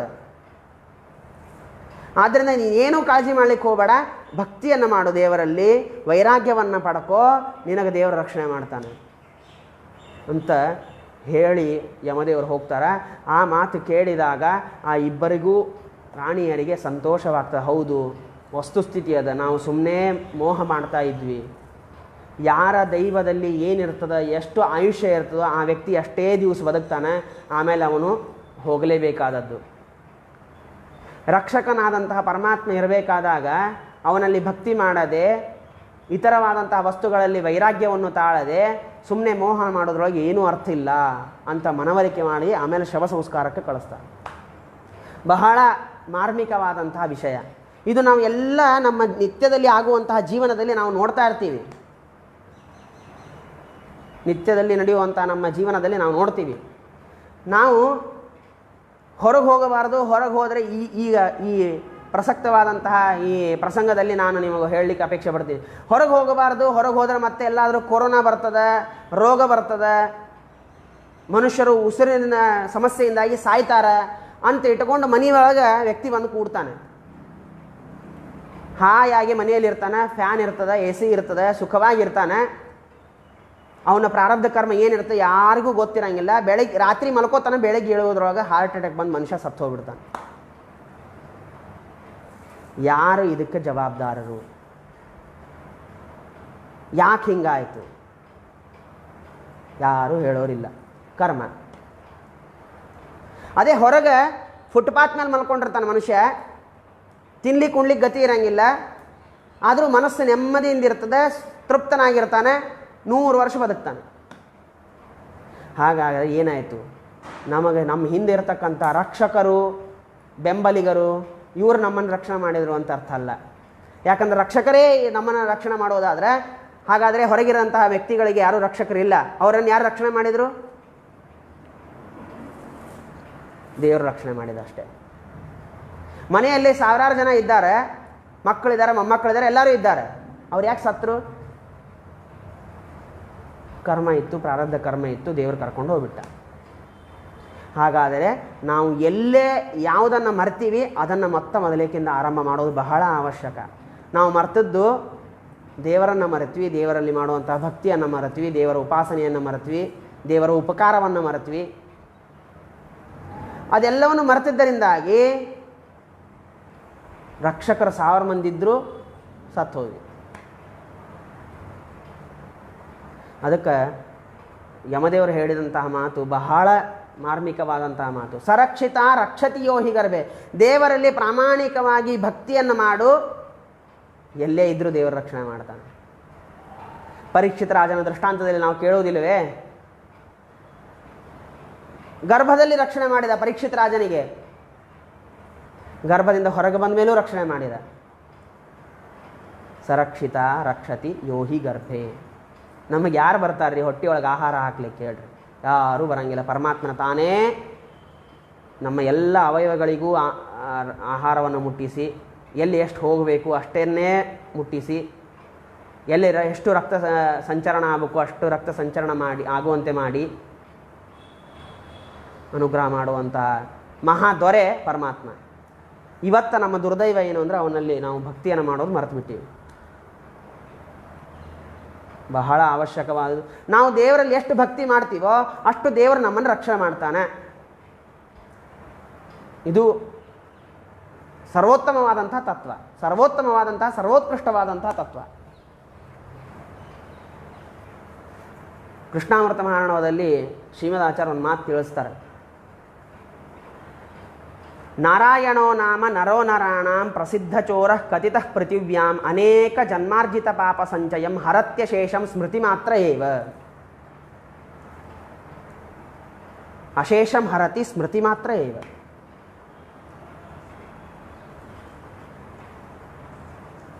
ಜೀವರಾಶಿಗಳ ನಾವು ಅನೇಕ ಜನ್ಮವನ್ನು ತಾಳೆ ಬಂದಿರ್ತೀವಿ. ಯಾವ ಜನ್ಮದಲ್ಲಿ ಎಷ್ಟು ಪಾಪವನ್ನು ಮಾಡೀವಿ ಅಂತನ್ನೋ ಎಚ್ಚರಿಕೆ ನಮಗೇ ಇರಂಗಿಲ್ಲ. ಏನೆಲ್ಲ ಪಾಪವನ್ನು ಮಾಡೀವಿ ಏನೂ ಗೊತ್ತಿರಂಗಿಲ್ಲ. ಪರಮಾತ್ಮ ಅಂತಾನೆ, ನೀನೇನು ಚಿಂತೆ ಮಾಡಬೇಡ, ಅದಕ್ಕಾಗಿ ಕೊರಗಲಿಕ್ಕೆ ಹೋಗಬೇಡ. ನಿನ್ನ ಕರ್ಮ ಇತ್ತು ಮಾಡಿದಿ, ಆದರೆ ನನ್ನ ಪ್ರಾಮಾಣಿಕವಾಗಿ ಭಕ್ತಿಯಿಂದ ಒಂದು ಸರ್ತೆ ಸ್ಮರಣೆ ಮಾಡು. ಅನೇಕ ಜನ್ಮದಿಂದಾಗಿ ಕೂಡಿಟ್ಟಂತಹ ಪಾಪ ಏನದಲ್ಲ ಆ ಎಲ್ಲ ಪಾಪವನ್ನು ಹರಣ ಮಾಡ್ಕೊಂಡು ಹೋಗ್ತೀನಿ, ನಾನು ಕಳತನ ಮಾಡ್ಕೊಂಡು ಹೋಗ್ತೀನಿ. ಶ್ರೀಮದ್ ಆಚಾರ್ಯ ಹೇಳುವಂಥ ತತ್ವ ಇದು. ಪರಮಾತ್ಮ ನಮ್ಮೆಲ್ಲ ಪಾಪವನ್ನು ಕಳತನ ಮಾಡ್ಕೊಂಡು ಹೋಗ್ತಾನೆ. ಪರಮಾತ್ಮನಿಗೂ ಉಳಿದಂತಹ ವ್ಯಕ್ತಿಗಳು ಯಾರು ದರೋಡೆಕೋರರು ಇರ್ತಾರೆ ಅವರಿಗೆ ಪರಮಾತ್ಮನಿಗೆ ವ್ಯತ್ಯಾಸ ಎಷ್ಟು ಅಂತಂದರೆ, ನಮ್ಮ ಮನೆಗೆ ಬಂದು ನಮ್ಮ ಸಂಪತ್ತನ್ನು ಅಪಹರಣ ಮಾಡಿಕೊಂಡು ಹೋಗುವಂತಹ ವ್ಯಕ್ತಿಗಳು, ನಮ್ಮ ಮನೆಗೆ ಬಂದು ನಮ್ಮ ಸಂಪತ್ತನ್ನು ಅಪಹರಣ ಮಾಡ್ಕೊಂಡು ಹೋಗುವಂಥ ವ್ಯಕ್ತಿಗಳು ಹೋಗುವಾಗ ನಮಗೇನು ಉಳಿಸಿ ಹೋಗಂಗಿಲ್ಲ, ಎಲ್ಲವನ್ನೂ ಅಪಹರಣ ಮಾಡ್ಕೊಂಡು ಹೋಗ್ಬಿಡ್ತಾರೆ. ಆದರೆ ಪರಮಾತ್ಮ ಎಂತಹ ಚೋರ, ಎಂತಹ ಕಳ್ಳ ಅಂತಂದರೆ, ತಾನು ನಮ್ಮ ಪಾಪವನ್ನೆಲ್ಲ ತೊಗೊಂಡು ಹೋಗ್ತಾನೆ, ಹೋಗುವಾಗ ಪುಣ್ಯವನ್ನು ಕೊಟ್ಟು ಹೋಗ್ತಾನೆ. ಇಂತಹ ಕಳ್ಳ ಜಗತ್ತಿನಲ್ಲಿ ಯಾರಾದರೂ ಇದ್ದರೆ ನಾವು ಹುಡುಕಾಡಬೇಕಷ್ಟೇ, ಇನ್ನು ಯಾರೂ ಸಿಗಂಗಿಲ್ಲ. ಯಾಕೆ ಈ ರೀತಿಯಾಗಿ ಮಾಡಿದ ಪರಮಾತ್ಮ ಅಂದರೆ ಕರುಣಾಪೂರ್ಣ, ಅಷ್ಟು ಕಾರುಣ್ಯ ಪರಮಾತ್ಮನಿಗೆ ಅದ. ಆ ಕಾರುಣ್ಯ ಇದ್ದದರಿಂದಾಗಿ ಸಾವಿರ ವರ್ಷಗಳಿಂದ, ಸಾವಿರ ಜನ್ಮಗಳಿಂದ, ಲಕ್ಷಾವಧಿ ಕೋಟ್ಯಾವಧಿ ಜನ್ಮಗಳಿಂದ ನಾವು ಪಾಪವನ್ನು ಮಾಡ್ಕೊಂಡು ಬಂದಿರ್ತೀವಿ. ಅದನ್ನು ಪರಮಾತ್ಮ ಭಕ್ತಿ ಎಂಬ 2 ಶಬ್ದಗಳಿಂದ ದೂರ ಮಾಡಿಬಿಡ್ತಾನೆ. ಎಲ್ಲವನ್ನೂ ಪರಿಹಾರ ಮಾಡಿ ನಮಗೆ ಪುಣ್ಯದ ರಾಶಿಯನ್ನು ಕೊಟ್ಟು ಹೋಗ್ತಾನೆ. ಆದರೆ ಇವತ್ತು ಆ ಭಕ್ತಿಯಿಂದಾಗಿ ದೇವರ ಸ್ಮರಣೆ ಮಾಡುವಂತಹ ಸೌಭಾಗ್ಯ ನಮಗೆ ಇಲ್ಲ ಅಂತ ಅನ್ನಿಸ್ತದೆ. ಯಾಕಂದ್ರೆ ನಾವು ಯಾರೂ ದೇವರನ್ನು ಭಕ್ತಿಯಿಂದ ಸ್ಮರಣೆ ಮಾಡೋದೇ ಇಲ್ಲ. ಹೀಗಾಗಿ ನಾವು ಮಾಡಿಟ್ಟಂತಹ ಕೂಡಿಟ್ಟಂತಹ ಪಾಪ ಏನದ ಅದು ದಿನೇ ದಿನೇ ಅಭಿವೃದ್ಧಿ ಆಗ್ತಾನೇ ಇದೆ. ಅದಕ್ಕೆ ದೇವರನ್ನು ಸ್ಮರಣೆ ಮಾಡುವಾಗಲೂ ಕೂಡ ನಾವು ಅತಿಶಯವಾಗಿ ಭಕ್ತಿಯಿಂದ ದೇವರನ್ನು ಸ್ಮರಣೆ ಮಾಡಬೇಕು. ಶ್ರೀಪಾದರಾಜರು ಹೇಳ್ತಾರೆ, ಧ್ಯಾನವು ಕೃತಯುಗದಿ, ಯಜನ ಯಾಗವು ತ್ರೇತಾಯುಗದಿ, ದಾನವಾಂತನ ದೇವತಾರ್ಚನೆಯು ದ್ವಾಪರಯುಗದಿ, ಆ ಮಾನವನಿಗೆ ಎಷ್ಟು ಫಲವೋ ಅಷ್ಟು ಫಲವು ಕಲಿಯುಗದಲ್ಲಿ ಹರಿನಾಮವ ನೆನೆದರೆ ಕೈಗೊಡುವನು ರಂಗವಿಠಲ ಅಂತಂತಾರೆ. ನೋಡ್ರಿ, ಪರಮಾತ್ಮ ನಮಗೆ ಎಂತಹ ಆಫರ್ ಕೊಟ್ಟ ಅಂತಂದ್ರೆ ನಾವು ಇದನ್ನು ನಮಗಿದು ತೋಚಂಗೂ ಇಲ್ಲ. ಎಲ್ಲಿವರೆಗೆ ಶ್ರೀಪಾದರಾಜರು, ವ್ಯಾಸರಾದರು, ಶ್ರೀಮದಾಚಾರ್ಯರು, ಟೀಕಾರಾಯರು ಇವರು ಎಲ್ಲಿವರೆಗೆ ನಮಗೆ ದೇವರ ಮಹಿಮೆಯನ್ನು, ದೇವರ ಕಾರುಣ್ಯವನ್ನು ತಿಳಿಸಿಕೊಡೋದಿಲ್ಲವೋ ಅಲ್ಲಿವರೆಗೆ ನಮಗೆ ದೇವರ ಬಗ್ಗೆ ಏನೂ ಅರ್ಥ ಆಗಂಗಿಲ್ಲ. ಏನು ಹೇಳ್ತಾರೆ ಶ್ರೀಪಾದರಾಜರು? ಧ್ಯಾನವು ಕೃತಯುಗದಲ್ಲಿ ಮಾಡಿದಂತಹ ಧ್ಯಾನ ಏನಿದೆ ಆ ಧ್ಯಾನಕ್ಕೆ ಎಷ್ಟು ಫಲ ಬರಬೇಕು, ತ್ರೇತಾಯುಗದಲ್ಲಿ ಯಾಗವನ್ನು ಮಾಡಿದರೆ ಎಷ್ಟು ಫಲ ಬರಬೇಕು, ದ್ವಾಪರ ಯುಗದಲ್ಲಿ ದಾನವಾಂತಕನಾದಂತಹ ಕೃಷ್ಣನ ಅರ್ಚನೆ ಮಾಡೋದರಿಂದ ಏನು ಫಲ ಬರಬೇಕೋ ಅಷ್ಟು ಫಲ ಪರಮಾತ್ಮ ಕಲಿಯುಗದಲ್ಲಿ ಕೇವಲ ಭಕ್ತಿಯಿಂದ ದೇವರ ನಾಮಸ್ಮರಣೆ ಮಾಡೋದಕ್ಕೆ ಕೊಡ್ತಾನೆ. ಯಾರು ಕೊಡ್ತಾರೆ ನಮಗೆ ಈ ಫಲವನ್ನು? ನಾವು ಎಷ್ಟು ಶ್ರಮಪಟ್ಟರೂ ಕೂಡ ನಾವು ಯಾವುದೋ ಒಂದು ಕಂಪ್ನಿಯೊಳಗೆ ಸೇರ್ಕೊಂಡಿವಿ ಅಂತ ಅನ್ಕೋರಿ. ಕಂಪ್ನಿಯೊಳಗೆ ಸೇರ್ಕೊಂಡಿವಿ, ಬಹಳಷ್ಟು ವರ್ಷದಿಂದ ಕೆಲಸ ಮಾಡ್ಲಿಕ್ಕತ್ತೀವಿ. ಅಷ್ಟಿದ್ರೂ ಕೂಡ ನಮಗೆ ಸ್ಯಾಲ್ರಿ ಕೊಡಬೇಕಾದಾಗ ಆ ಯಜಮಾನ ವಿಚಾರ ಮಾಡ್ತಾನೆ, 1ಕ್ಕೆ 10 ಸರ್ತಿ ವಿಚಾರ ಮಾಡ್ತಾನೆ. ಸ್ವಲ್ಪ ನೋಡೋಣ, ಇನ್ನೊಂದು ತಿಂಗಳು 2 ತಿಂಗಳು ಹೋಗಲಿ, ಆಮೇಲೆ ಪ್ರಮೋಷನ್ ಕೊಡೋಣ, ಆಮೇಲೆ ಸ್ಯಾಲ್ರಿ ಹೆಚ್ಚು ಮಾಡೋಣ ಅಂತಂತಾನೆ. ಆದರೆ ಪರಮಾತ್ಮ ಅದು ಯಾವ ವಿಚಾರ ಮಾಡೋಂಗಿಲ್ಲ. ಭಕ್ತಿ ಒಂದನ್ನು ವಿಚಾರ ಮಾಡ್ತಾನೆ, ಅದು ಎಷ್ಟು ಅದು ನೋಡ್ತಾನೆ ಅಷ್ಟು ಫಲವನ್ನು ಕೊಡ್ತಾನೆ. ಅದಕ್ಕೆ ಪರಮಾತ್ಮ ಕೃತಯುಗ, ತ್ರೇತಾಯುಗ, ದ್ವಾಪರ ಯುಗದಲ್ಲಿ ಯಾವ್ಯಾವ ಸೇವೆಗಳನ್ನು, ಯಾವ್ಯಾವ ಭಗವಂತನ ಭಗವದ್ವಿಷಯಕವಾದಂಥ ಸತ್ಕರ್ಮಗಳನ್ನು ಮಾಡ್ತೀವೋ ಅಷ್ಟೆಲ್ಲದಕ್ಕೂ ಸಮವಾದಂತಹ ಫಲವನ್ನು ಕಲಿಯುಗದಲ್ಲಿ ದೇವರ ನಾಮವನ್ನು ಭಕ್ತಿಯಿಂದ ಸ್ಮರಣೆ ಮಾಡಿದರೆ ಕೊಡ್ತೀನಿ ಅಂತಂತಾನೆ ಪರಮಾತ್ಮ. ನಮ್ಮ ಜೀವನದಲ್ಲಿ ನಾವು ಎಷ್ಟೆಲ್ಲ ಕಾರ್ಯವನ್ನು ಮಾಡ್ತಿರ್ತೀವಿ, ಆ ಎಲ್ಲ ಕಾರ್ಯದೊಳಗೆ ದೇವರ ಭಕ್ತಿಯನ್ನು ಮರೆತು ಬಿಡ್ತೀವಿ. ಇದು ನಮ್ಮ ದುರ್ದೈವ ಖರೆ.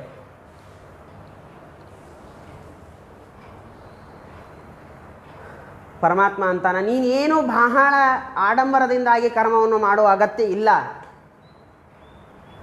ನೀನೇನು ಬಹಳ ಆಡಂಬರದಿಂದಾಗಿ ಕರ್ಮವನ್ನು ಮಾಡುವಂಥ ಅಗತ್ಯ ಇಲ್ಲ. ಏನು ಮಾಡ್ತಿ? ಭಕ್ತಿಯಿಂದ ಮಾಡು. ಪತ್ರಂ ಪುಷ್ಪಂ ಫಲಂ ತೋಯಂ ಯೋಮೇ ಭಕ್ತ್ಯಾ ಪ್ರಯಚ್ಛತಿ ತದಹಂ ಭಕ್ತ್ಯುಪರತಂ ಅಶ್ನಾಮಿ ಪ್ರಯತಾತ್ಮನಃ. ನಿನ್ನ ಮನೆಯಲ್ಲಿ ಬಂಗಾರದ ಪಾತ್ರೆ ಇಲ್ಲ, ಬೆಳ್ಳಿಯ ಪಾತ್ರೆ ಇಲ್ಲ, ಹೂವಿಲ್ಲ, ಸುಗಂಧಭರಿತವಾದಂತಹ ಪದಾರ್ಥಗಳಿಲ್ಲ, ಭಕ್ಷ್ಯ ಭೋಜ್ಯಗಳು ಯಾವೂ ಇಲ್ಲ. ಪರಮಾತ್ಮನ ಹೆಂಗೆ ಪೂಜೆ ಮಾಡಲಿ ನಿನ್ನ ಅಂತ ದುಃಖ ಪಡಲಿಕ್ಕೇ ಹೋಗಬೇಡ. ಒಂದೇ ತುಳಸಿ ದಳ ಇದೆಯಾ, ಅದನ್ನು ಭಕ್ತಿಯಿಂದ ಸಮರ್ಪಣೆ ಮಾಡು. ಯಾವುದಾದ್ರೂ ಒಂದು ಹೂವಿದೆಯಾ, ಅದನ್ನು ಸಮರ್ಪಣೆ ಮಾಡು. ಇದು ಯಾವುದೂ ಇಲ್ಲ, ಕನಿಷ್ಠ ಕುಡಿಯೋದಕ್ಕೆ ನೀರಾದರೂ ಇದೆಯಾ ನಿನ್ನ ಮನೆಯಲ್ಲಿ, ಅದನ್ನು ನನಗೆ ಒಂದು ಲೋಟದಲ್ಲಿ ಹಾಕಿಟ್ಟು ನೈವೇದ್ಯ ಮಾಡಿ ಸಮರ್ಪಣೆ ಮಾಡು. ನಾನು ನಿನಗೆ ಉತ್ತಮವಾದಂತಹ ಗತಿಯನ್ನು ಕೊಡ್ತೀನಿ. ನೀನು ಎಲ್ಲ ದುಃಖಗಳನ್ನು ಪರಿಹಾರ ಮಾಡ್ತೀನಿ. ನೀನು ಯಾವುದನ್ನು ಸಮರ್ಪಣೆ ಮಾಡ್ತೀನಿ ನೋಡು, ಅದರ ಹಿಂದೆ ಭಕ್ತಿಯನ್ನು ಮಾತ್ರ ಮರೆಯಲಿಕ್ಕೆ ಹೋಗಬೇಡ. ಪರಮಾತ್ಮ ಹೇಳುವಂತಹ ಮಾತು.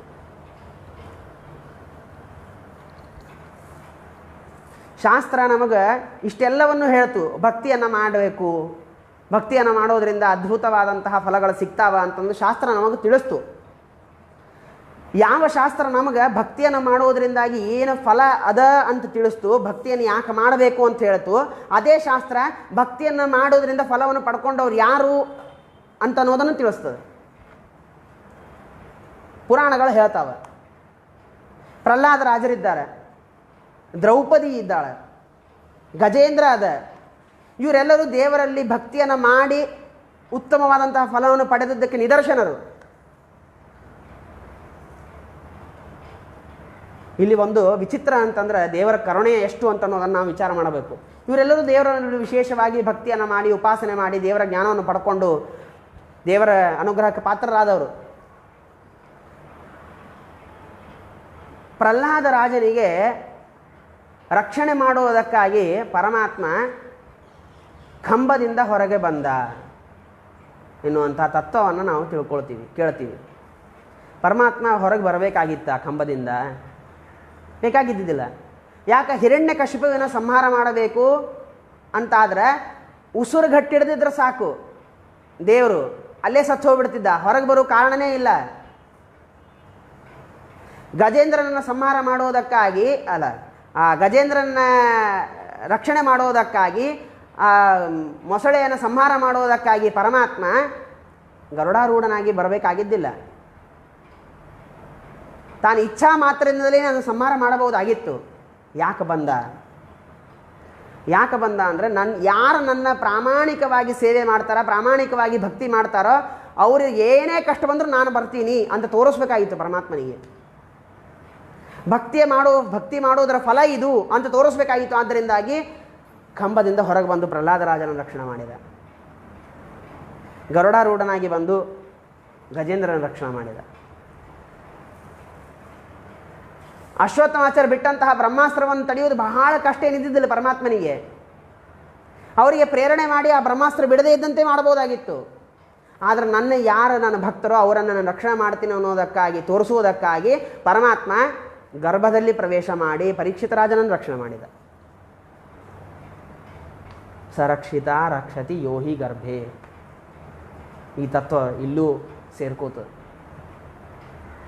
ಹಾಗಾಗಿ ಶಾಸ್ತ್ರ ನಮಗೇನು ತೋರಿಸ್ಕೊಡ್ತು ಅಂತಂದರೆ, ಪರಮಾತ್ಮ ನಮಗೇನು ತೋರಿಸ್ಕೊಟ್ಟ ಅಂತಂದರೆ, ಯಾರು ಭಕ್ತಿ ಮಾಡ್ತಾರೋ ಪರಮಾತ್ಮ ಅವರಿಗಾಗಿ ಹಿಂದೆ ಮುಂದೆ ವಿಚಾರ ಮಾಡದೇ ಬರ್ತಾನೆ, ಪ್ರತ್ಯಕ್ಷನಾಗಿ ಬರ್ತಾನೆ. ಎಷ್ಟು ನಮ್ಮಲ್ಲಿ ಭಕ್ತಿ ಇದೆ ಅಂತ ಅನ್ನೋದು ಬಹಳ ಅವಶ್ಯಕ.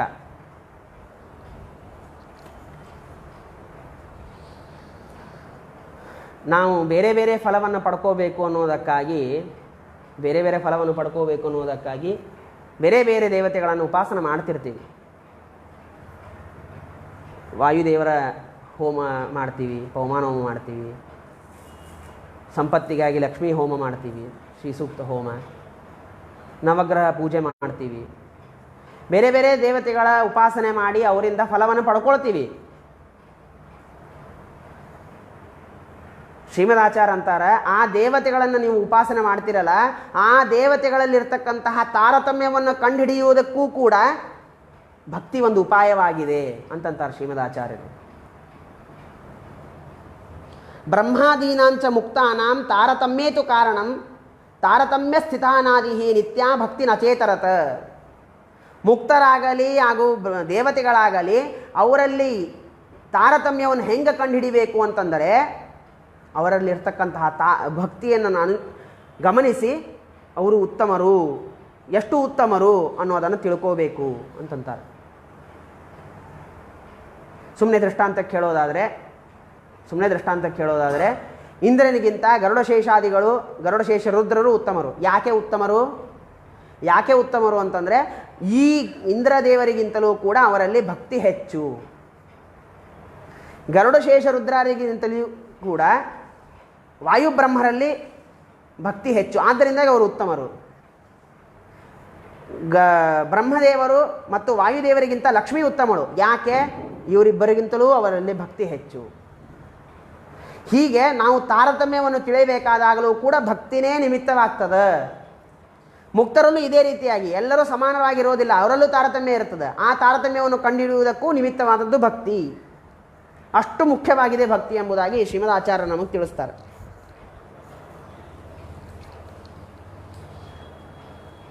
ಇನ್ನೊಂದು ವಿಷಯವನ್ನು ತಿಳ್ಕೊಳ್ಳಿಕ್ಕೆ ನಾವು ಪ್ರಯತ್ನ ಮಾಡಬೇಕು. ರಾವಣ ಬಂದು ಸೀತಾದೇವಿಯನ್ನು ಅಪಹರಣ ಮಾಡ್ಕೊಂಡು ಹೋಗ್ತಾನೆ.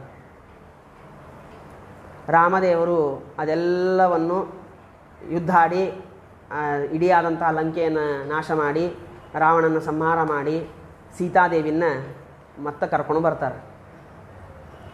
ಕರ್ಕೊಂಡು ಬಂದಾಗ ರಾಜ್ಯಕ್ಕೆ ಬರ್ತಾರೆ. ಎಲ್ಲ ಜನ ಬಂದಿರ್ತಾರೆ. ಕಪಿಗಳಿರ್ತಾರೆ, ಹನುಮಂತ ದೇವರು ಇರ್ತಾರೆ, ಈ ಕಡೆ ಸೈನಿಕರಿರ್ತಾರೆ, ಈ ಕಡೆ ರಾಜ್ಯದಲ್ಲಿ ಇರ್ತಕ್ಕಂಥ ಪ್ರಜೆಗಳಿರ್ತಾರೆ, ಎಲ್ಲರೂ ಇರ್ತಾರೆ. ಎಲ್ಲರ ಎದುರಲ್ಲಿ ಹನುಮಂತ ದೇವರಿಗೆ ಒಂದು ಮಾತು ಹೇಳ್ತಾರೆ ರಾಮದೇವರು. ಮುಕ್ತಿ ಪ್ರದಾನಾತ್ ಪ್ರತಿಕರ್ತೃತಾಮೇ ಸರ್ವಸ್ಯ ಚಾಥೋ ಭವತಾಂ ಭವೇತ್ ಹನುಮತೋ ನ ಪ್ರತಿಕರ್ತೃತಾ ಸ್ಯಾತ್ ಸ್ವಭಾವ ಭಕ್ತಸ್ಯ ನಿರೌಪಧಮ್ಮೆ. ಏನು ಅನುಗ್ರಹ ರೀ ರಾಮದೇವ್ರದ್ದು ಹನುಮಂತ ದೇವರ ಮೇಲೆ. ಆ ಮಾತನ್ನು ಕೇಳಿದಾಗ ರೋಮಾಂಚ ಆಗ್ತದೆ. ಬಹಳ ಬಹಳ ಅತ್ಯುತ್ತಮವಾದಂತಹ ಮಾತು ಹೇಳಿ ರಾಮದೇವರು ಹನುಮಂತ ದೇವರಿಗೆ ಅನುಗ್ರಹ ಮಾಡ್ತಾರೆ. ಏನು ಹೇಳ್ತಾರೆ ಅಂತಂದರೆ, ಎಲ್ಲರನ್ನು ಸಂಬೋಧನೆ ಮಾಡ್ತಾ ಹನುಮಂತ ದೇವರ ಹತ್ರ ಹೋಗಿ ಹೇಳ್ತಾರೆ, ನೋಡ್ರಿ ನೀವೆಲ್ಲರೂ ನನ್ನ ಸೇವೆಯನ್ನು ಮಾಡಿದ್ದೀರಾ, ನೀವೆಲ್ಲರೂ ನನ್ನ ಸೇವೆಯನ್ನು ಮಾಡಿದ್ದೀರಾ, ನೀವೆಲ್ಲರೂ ನನ್ನ ಭಕ್ತರೇ.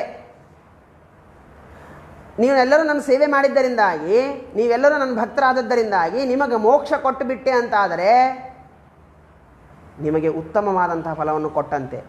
ನಿಮ್ಮ ಸೇವೆಗೆ, ನೀವು ಮಾಡಿದಂತಹ ಭಕ್ತಿಗೆ ನಾನು ನ್ಯಾಯವನ್ನು ಒದಗಿಸಿದಂತೆ. ಆದರೆ ಹನುಮಂತ ದೇವರು ಎಷ್ಟು ಭಕ್ತಿ ಮಾಡಿದ್ದಾರೆ, ಎಷ್ಟು ಸೇವೆ ಮಾಡಿದ್ದಾರೆ ಅಂತಂದರೆ ಅವರಿಗೆ ನಾನು ಮೋಕ್ಷವನ್ನು ಕೊಟ್ಟರೂ ಆ ಮೋಕ್ಷ ಅವರ ಎದುರಿಗೆ ಸಣ್ಣದಾಗ್ತದೆ. ಅವರಿಗೆ ನಾನು ಆ ಮೋಕ್ಷವನ್ನು ಕೊಡೋದ್ರಿಂದ ಉತ್ತಮವಾದಂಥ ಫಲವನ್ನು ಕೊಟ್ಟೆ ಅನ್ನುವಂತಹ ಸಮಾಧಾನ ನನಗೆ ಆಗಂಗಿಲ್ಲ.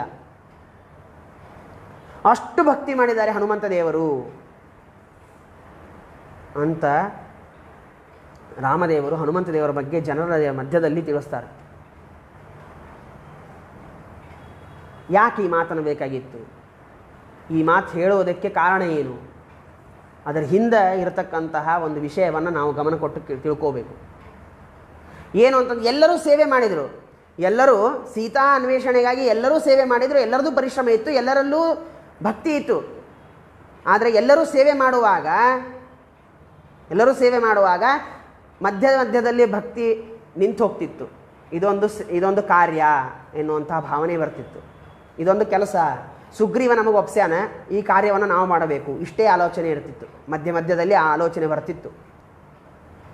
ಆದರೆ ಹನುಮಂತ ದೇವರು ಯಾವುದೇ ಕಾರ್ಯವನ್ನು ಮಾಡಲಿ, ಏನೇ ಸೇವೆ ಮಾಡಲಿ, ಅವರಿಗೆ ಭಕ್ತಿ ಎಂದಿಗೂ ದೂರ ಆಗಲಿಲ್ಲ. ಅವರಿಂದ ಅಖಂಡವಾಗಿ ದೇವರಲ್ಲಿ ಭಕ್ತಿಪೂರ್ವಕವಾಗಿಯೇ ಸೇವೆ ಮಾಡಿದರು. ಆದ್ದರಿಂದ ಅವರಿಗೆ ಮೋಕ್ಷ ಸಣ್ಣದಾಗ್ತದೆ. ಉಳಿದವರು ಮಧ್ಯದಲ್ಲಿ ಆ ಭಕ್ತಿಯನ್ನು ಮರೆತು ಹೋಗ್ಬಿಡ್ತಿದ್ರು. ಇದು ಒಂದು ನಾವು ಮಾಡುವಂಥ ನಮ್ಮ ಜವಾಬ್ದಾರಿ, ನಮ್ಮ ಕಾರ್ಯ ಅಂತ ಇಷ್ಟೇ ಮಾಡ್ತಿದ್ರೆ ಹೊರತು ಇದು ದೇವರ ಸೇವೆ ಅಂತಾಗಲಿ, ಭಕ್ತಿಪೂರ್ವಕವಾಗಿ ಮಾಡಬೇಕು ಎನ್ನುವಂಥ ಆಲೋಚನೆ ಆಗಲಿ ನಿಂತು ಬಿಡ್ತಿತ್ತು, ಸತತವಾಗಿ ಇರ್ತಿದ್ದಿಲ್ಲ. ಆದರೆ ಹನುಮಂತ ದೇವರಿಗೆ ಮಾತ್ರ ಸತತವಾಗಿ ಇದು ದೇವರ ಸೇವೆ, ಇದನ್ನು ನಾನು ಭಕ್ತಿಯಿಂದ ಮಾಡಬೇಕು ಎನ್ನುವಂಥ ಆಲೋಚನೆ ಮಾತ್ರ ಎಂದಿಗೂ ಅವರಿಂದ ದೂರ ಆಗಲಿಲ್ಲ. ಅದಕ್ಕೆ ಪರಮಾತ್ಮ ಅಂದ, ಇವರಿಗೆ ನಾನು ಮೋಕ್ಷ ಕೊಟ್ಟರೆ ಬಹಳ ಸಣ್ಣದಾಗ್ತದೆ. ಈ ಮಾತು ರಾಮದೇವರಿಂದ ಬರಬೇಕು ಅಂತಾದರೆ ಹನುಮಂತ ದೇವರಲ್ಲಿ ಇರತಕ್ಕಂತಹ ಭಕ್ತಿ ಎಷ್ಟು ಅಪಾರವಾದದ್ದು ಅನ್ನೋದನ್ನು ನಾವು ಗಮನಿಸಬೇಕು. ಆಗ ನಾವು ಯಾವುದನ್ನು ಕಳ್ಕೊಂಡಿವಿ ಅನ್ನುವಂಥ ಎಚ್ಚರಿಕೆ, ಅರಿವು ನಮಗಾಗ್ತದೆ. ಸರಿ, ಹನುಮಂತ ದೇವರು ಭಾರೀ ಭಕ್ತರು, ಹಾಗಾಗಿ ಹನುಮಂತ ದೇವರಿಗೆ ಮೋಕ್ಷವೂ ಕೂಡ ಸಣ್ಣದಾಯಿತು. ಹಾಗಾದರೆ ಹನುಮಂತ ದೇವರನ್ನು ಬಿಟ್ಟು ಬೇರೆ ಯಾರೂ ಭಕ್ತರೇ ಇಲ್ಲವೋ? ಅವ್ರಿಗೇನು ಫಲನೇ ಇಲ್ಲವೋ ಅಂತಂದ್ರೆ ಅದಕ್ಕೂ ರಾಮದೇವರು ಉತ್ತರ ಕೊಡ್ತಾರೆ. ಮದ್ಭಕ್ತೌ ಜ್ಞಾನಪೂರ್ತೌ ಅನುಪದಿಕ ಬಲ ಪ್ರೋನ್ನತಿ ಸ್ಥೈರ್ಯ ಧೈರ್ಯ ಸ್ವಾಭಾವ್ಯಾಧಿಕ್ಯ ತೇಜ ಸುಮತಿ ದಮಶಮ ಶ್ವಸ್ಯ ತುಲ್ಯೋ ನ ಕಶ್ಚಿತ ಶೇಷೋ ರುದ್ರಸ್ಸುಪರ್ಣೋ ಪ್ಯುರುಗುಣ ಸಮಿತೌ ನೋ ಸಹಸ್ರಾಂಶ ತುಲ್ಯ ಅಸ್ಯೇತ್ಯಸ್ಮಿನ್ ಮದಂಶಂ ಪದಮಹಮಮುನಾ ಸಾರ್ಧಮೇವೋಪಭೋಕ್ಷೆ. ಎಲ್ಲರೂ ಭಕ್ತರಪ್ಪ, ಎಲ್ಲರೂ ಭಕ್ತರೇ. ಯಾರ್ಯಾರು ನನ್ನ ಸೇವೆ ಮಾಡಿದರೋ, ಸೀತಾನ್ವೇಷಣೆಗಾಗಿ ನನಗೆ ಅನುಕೂಲ ಮಾಡಿಕೊಟ್ರು, ಅವರೆಲ್ಲರೂ ಭಕ್ತರೇ. ಆದರೆ ಉಳಿದಂತಹ ದೇವತೆಗಳಲ್ಲಾಗಲಿ ಉಳಿದಂತಹ ಮನುಷ್ಯರಲ್ಲಾಗಲಿ ವಾಯುದೇವರಲ್ಲಿ ಎಷ್ಟು ಭಕ್ತಿ ಇದೆಯೋ, ಎಷ್ಟು ಅಪಾರವಾದಂತಹ ಭಕ್ತಿ ಇದೆಯೋ ಅದರ 1001 ಅಂಶನೂ ಆ ಶೇಷಗರುಡ ರುದ್ರಾದಿಗಳಲ್ಲಿಲ್ಲ. ಶೇಷಗರುಡ ರುದ್ರಾದಿಗಳಲ್ಲಿ 1000 ಹನುಮಂತ ದೇವರಲ್ಲಿರ್ತಕ್ಕಂತಹ ಎಷ್ಟು ಭಕ್ತಿಯೋ ಅದರ 1001 ಅಂಶನೂ ಅವರಲ್ಲಿಲ್ಲ. ಆದ್ದರಿಂದಾಗಿ ಅವರಿಗೆ ನಾನು ಮೋಕ್ಷ ಕೊಟ್ಟರೆ ಸಾಕಾಯಿತು. ವಾಯುದೇವರಲ್ಲಿ ಅಪಾರವಾದ ಭಕ್ತಿ ಇದೆ, ಹನುಮಂತ ದೇವರಲ್ಲಿ ಅಪಾರವಾದ ಭಕ್ತಿ ಇದೆ, ಆದ್ದರಿಂದಾಗಿ ಅವರಿಗೆ ಮೋಕ್ಷ ಕೊಟ್ಟರು ಸಾಲಂಗಿಲ್ಲ. ಹಾಗಾಗಿ ಮತ್ತೆ ಅವ್ರಿಗೆ ಏನು ಕೊಡಬೇಕು ಅಂದರೆ ಸಹಭೋಗವನ್ನು ಕೊಡ್ತೀನಿ. ಸಹಭೋಗನೇ ಅವರಿಗೆ ಒಂದು ನಾನು ಕೊಡುವಂತಹ ಫಲ ಅಂತ ಅಂದ್ಕೊಂಡು ಪರಮಾತ್ಮ ಅವರಿಗೆ ಸಹಭೋಗವನ್ನು ಕೊಟ್ಟ. ಯಾಕೆ ಕೊಟ್ಟ? ಇದರ ಹಿಂದೆ ಪರಮಾತ್ಮ ಅವರಲ್ಲಿರ್ತಕ್ಕಂಥ ಭಕ್ತಿಯನ್ನು ಕಂಡಿದ್ದ. ಅವರು ಮಾಡುವಂತಹ ಪ್ರಾಮಾಣಿಕ ಭಕ್ತಿ ಅಷ್ಟು ಚಿತ್ರಿತವಾಗಿತ್ತು. ಹಾಗಾಗಿ ಅವರಿಗೆ ಆ ಫಲವನ್ನು ಕೊಟ್ಟ. ಸರಿ, ಇಷ್ಟೆಲ್ಲ ಆಯಿತು, ದೇವರಿಷ್ಟು ಪ್ರಶಂಸೆ ಮಾಡಿದ, ಎಲ್ಲ ಆಯಿತು. ಆ ಸುಜೀವಿ ಹನುಮಂತ ದೇವರು ಏನಂತ ಕೇಳಬೇಕು? ಅವ್ರೇನು ಕೇಳ್ತಾರೆ ನೋಡ್ರಿ. ಸದಾ ಪ್ರವರ್ಧಮಾನಯ ತಯಾ ರಮೇಹ ಮಂಜಸ ಸಮಸ್ತ ಜೀವ ಸಂಚಯಾತ್ ಸದಾಧಿಕಾಹಿ ಮೇಸ್ತು ಸ. ಪರಮಾತ್ಮ, ನನಗೆ ಯಾವ ಪದವಿಯೂ ಬೇಡ, ನನಗೆ ಯಾವುದರದ್ದು ಅಪೇಕ್ಷೆನೇ ಇಲ್ಲ.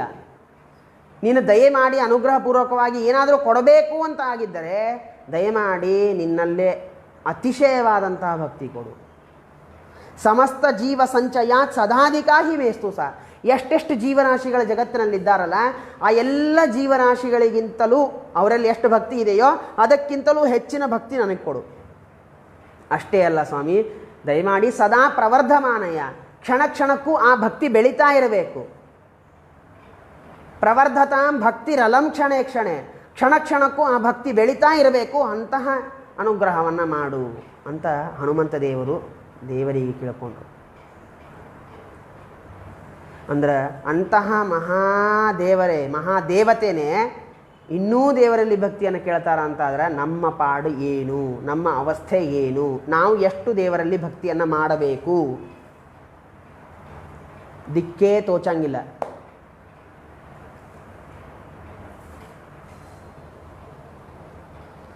ಇದೇ ರೀತಿಯಾಗಿ ಯಾದವಾರರು ಒಂದು ಪ್ರಾರ್ಥನೆ ಮಾಡ್ತಾರೆ. ಪಿತಾಚ ಮಾದಾಚ ಸುಹೃತ್ಸು ಬಂಧು ಭ್ರಾತಾ ಸಕಾಮೇ ಪರದೇವತಾಚ ಭಕ್ತಿಂ ಪ್ರದೇಹಿ ಭಗವನ್ ತ್ವಯಿ ನಿಶ್ಚಲಾಮ್ಮೆ ನಿತ್ಯಂ ತ್ವದೀಯ ಪದ ಪದ್ಮ ನಿಷೇವಣಂಚ. ಪಿತಾಚ ಮಾತಾಚ ಸುಹೃತ್ಸು ಬಂಧು, ಪರಮಾತ್ಮ ನೀನೇ ವಾಸ್ತವಿಕವಾಗಿ ನನ್ನ ತಂದೆ, ನೀನೇ ನನ್ನ ತಾಯಿ, ನೀನೇ ನನ್ನ ಬಂಧು, ನೀನೇ ನನ್ನ ಗೆಳೆಯ, ನೀನೇ ನನ್ನ ಅಣ್ಣ, ನೀನೇ ನನಗೆ ಪರದೈವ. ದಯಮಾಡಿ ನಿನ್ನ ಪಾದದಲ್ಲಿ ನನ್ನ ಭಕ್ತಿ ಕೊಡು. ಮಹಾವಿರಕ್ತ ಶಿಖಾಮಣಿ ಭಕ್ತಾಗ್ರೇಸರರಾದಂತಹ ಯಾದವಾರರು ಈ ಮಾತು ಹೇಳ್ತಾ ಇದ್ದಾರೆ. ಯಾದವಾರರು ಹೇಳುವಂತಹ ಮಾತಿದು, ದೇವರಲ್ಲಿ ಮಾಡುವಂತಹ ಪ್ರಾರ್ಥನೆ ಅವ್ರದ್ದಿದು. ಅವರು ಹೀಗೆ ಕೇಳಿದರೆ, ಈ ರೀತಿಯಾಗಿ ಪ್ರಾರ್ಥನೆ ಮಾಡಿದರೆ ನಾವಂತೂ ನಿತ್ಯದಲ್ಲಿ ಮಾಡುವಂತಹ ಎಲ್ಲ ಸತ್ಕರ್ಮಗಳಲ್ಲೂ ಭಕ್ತಿ ಒಂದೇ ಕೇಳಬೇಕು, ಬೇರೆ ಯಾವುದನ್ನೂ ಕೇಳಬಾರ್ದು. ಈ ಅವಸ್ಥೆ ನಮ್ಮದಿದೆ.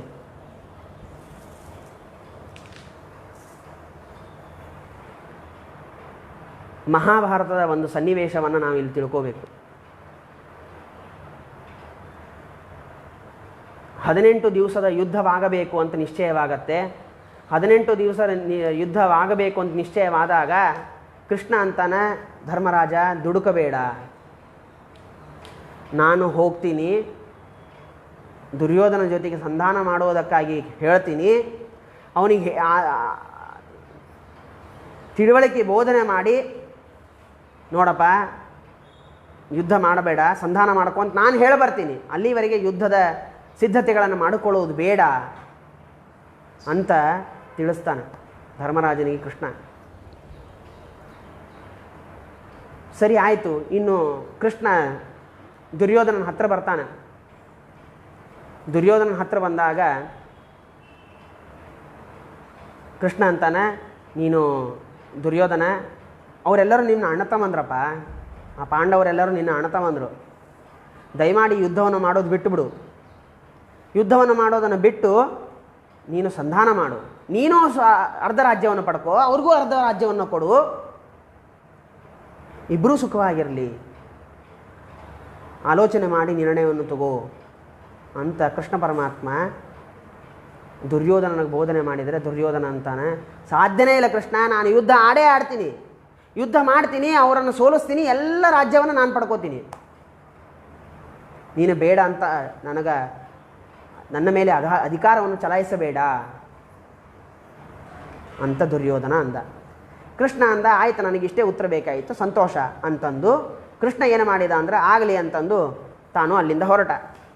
ಅಲ್ಲಿಂದ ಹೋಗುವಾಗ ದುರ್ಯೋಧನ ಅಂತಾನೆ, ಕೃಷ್ಣ ನಾನು ರಾಜ, ಇದು ದೊಡ್ಡ ರಾಜ್ಯ ಅದ, ಇಲ್ಲೇ ಇರು, ನಿನಗೇನು ಭೋಗ ಬೇಕು ಎಲ್ಲವನ್ನೂ ಭೋಗ ಮಾಡು, ಅದು ಬಿಟ್ಟು ನೀನು ವಿದುರನ ಮನೆಗೆ ಹೋಗ್ತಾ ಇದ್ದೀಯಾ, ಅಲ್ಲಿ ಹೋಗಿ ನೀನು ವಿಶ್ರಾಂತಿಯನ್ನು ಪಡೆಯಬೇಕಂತ ಅಪೇಕ್ಷೆ ಪಟ್ಟಿದ್ದೀಯ ಅಂತ ಸುದ್ದಿ ಬಂತು, ದಯಮಾಡಿ ಅಲ್ಲಿ ಹೋಗಬೇಡಿ, ಇಲ್ಲೇ ಇದ್ದುಬಿಡು ಅಂತ ದುರ್ಯೋಧನ ಹೇಳಿದಾಗ ಕೃಷ್ಣ ಪರಮಾತ್ಮ ಅಂತಾನೆ ಒಂದೇ ಒಂದು ಮಾತಂತಾನೆ, ಕೃಷ್ಣನಿಗೆ ಪಾಂಡವರ ಮೇಲೆ ಎಷ್ಟು ಅಭಿಮಾನ, ಎಷ್ಟು ಪ್ರೀತಿ ಅನ್ನುವಂತಹ ತತ್ವ, ಅನ್ನುವಂಥ ವಿಷಯ ಇಲ್ಲಿ ನಮಗೆ ಅರ್ಥ ಆಗ್ತದೆ. ಕೃಷ್ಣ ಏನಂತಾನಂತಂದ್ರೆ, ಯಸ್ತಾನ್ ದ್ವೇಷ್ಟಿ ಸಮಾಂ ದ್ವೇಷ್ಟಿ ಯಸ್ತಾನ್ ಅನು ಸಮಾಮನು. ದುರ್ಯೋಧನ, ನಾನು ಸಂಧಾನಕ್ಕಾಗಿ ಬಂದೆ, ನೀನು ಬೇಡ ಅಂತಂದು, ನಾನೀಗ ಹೋಗ್ತೀನಿ ಇಲ್ಲಿಂದ.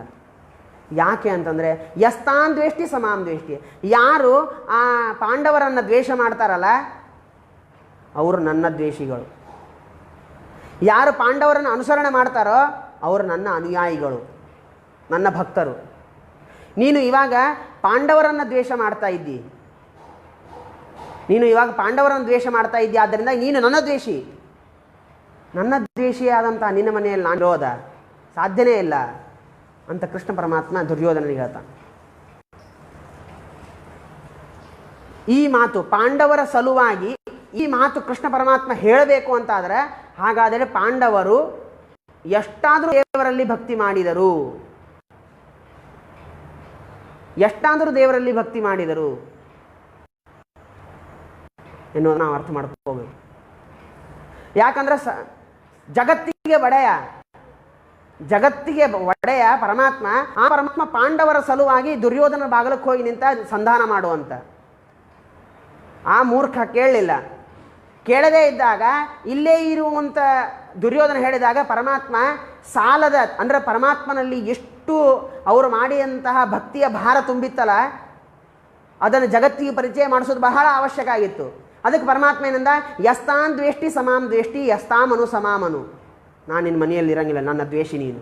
ಯಾಕೆ ನೀನು ಪಾಂಡವರನ್ನು ದ್ವೇಷ ಮಾಡಿದ್ದಿ, ಅದರಿಂದ ನನ್ನ ದ್ವೇಷಿ, ನಾನು ನಿನ್ನ ಮನೆಯಲ್ಲಿ ಇರಂಗಿಲ್ಲ ಅಂತ ಹೇಳಿ ವಿದುರನ ಮನೆಗೆ ಹೋಗ್ತಾರೆ. ಈ ಮಾತು ಹೇಳಬೇಕು ಅಂದರೆ ಪಾಂಡವರು ದೇವರಲ್ಲಿ ಎಷ್ಟು ಭಕ್ತಿ ಮಾಡಿದರು, ಅಷ್ಟು ಭಕ್ತಿ ಮಾಡಿದರ ಫಲವಾಗಿ ಪರಮಾತ್ಮ ಈ ಮಾತು ಅವರಿಗೆ ಹೇಳಿದ, ದುರ್ಯೋಧನನಿಗೆ ಹೇಳಿದ. ನಾಳೆ ನಮಗೆ ಯಾರಾದರೂ ದ್ವೇಷ ಮಾಡಿದರೋ ಅಥವಾ ನಮ್ಮ ಅಹಿತವನ್ನು ಬಯಸಿ ದೇವರಲ್ಲಿ ಹೋಗಿ ಯಾರಾದರೂ ಪ್ರಾರ್ಥನೆ ಮಾಡಿದರೆ ನಮ್ಮ ಸಲುವಾಗಿ ಪರಮಾತ್ಮ ಅನ್ನಬೇಕು, ಯಸ್ತಾನ್ ದ್ವೇಷ್ಟಿ ಸಮಾಂ ದ್ವೇಷ್ಟಿ ಯಸ್ತಾಮನು ಸಮಾಮನು ಅಂತ ಅನ್ನಬೇಕು. ಅವನ ನನ್ನ ಭಕ್ತ, ಅವನನ್ನು ನೀನು ದ್ವೇಷ ಮಾಡಿದಿ ಅಂತ ನನ್ನ ದ್ವೇಷಿ ಆಗ್ತಿ, ನೀನು ಅವನನ್ನು ಅನುಸರಣೆ ಮಾಡಿದಿ ಅಂತಾದರೆ ನನ್ನ ಅನುಯಾಯಿ ಆಗ್ತಿ ಅಂತ ನಮ್ಮ ವಿಷಯದಲ್ಲಿ ಪರಮಾತ್ಮ ಹೇಳಬೇಕು ಅಂತಾದರೆ ನಮ್ಮಲ್ಲಿ ಎಷ್ಟು ಭಕ್ತಿಯ ಪರಾಕಾಷ್ಠತೆ ತುಂಬಬೇಕು ಅನ್ನೋದನ್ನು ನಾವು ಈ ಪ್ರಸಂಗದಲ್ಲಿ ಅರ್ಥ ಮಾಡ್ಕೋಬೇಕು.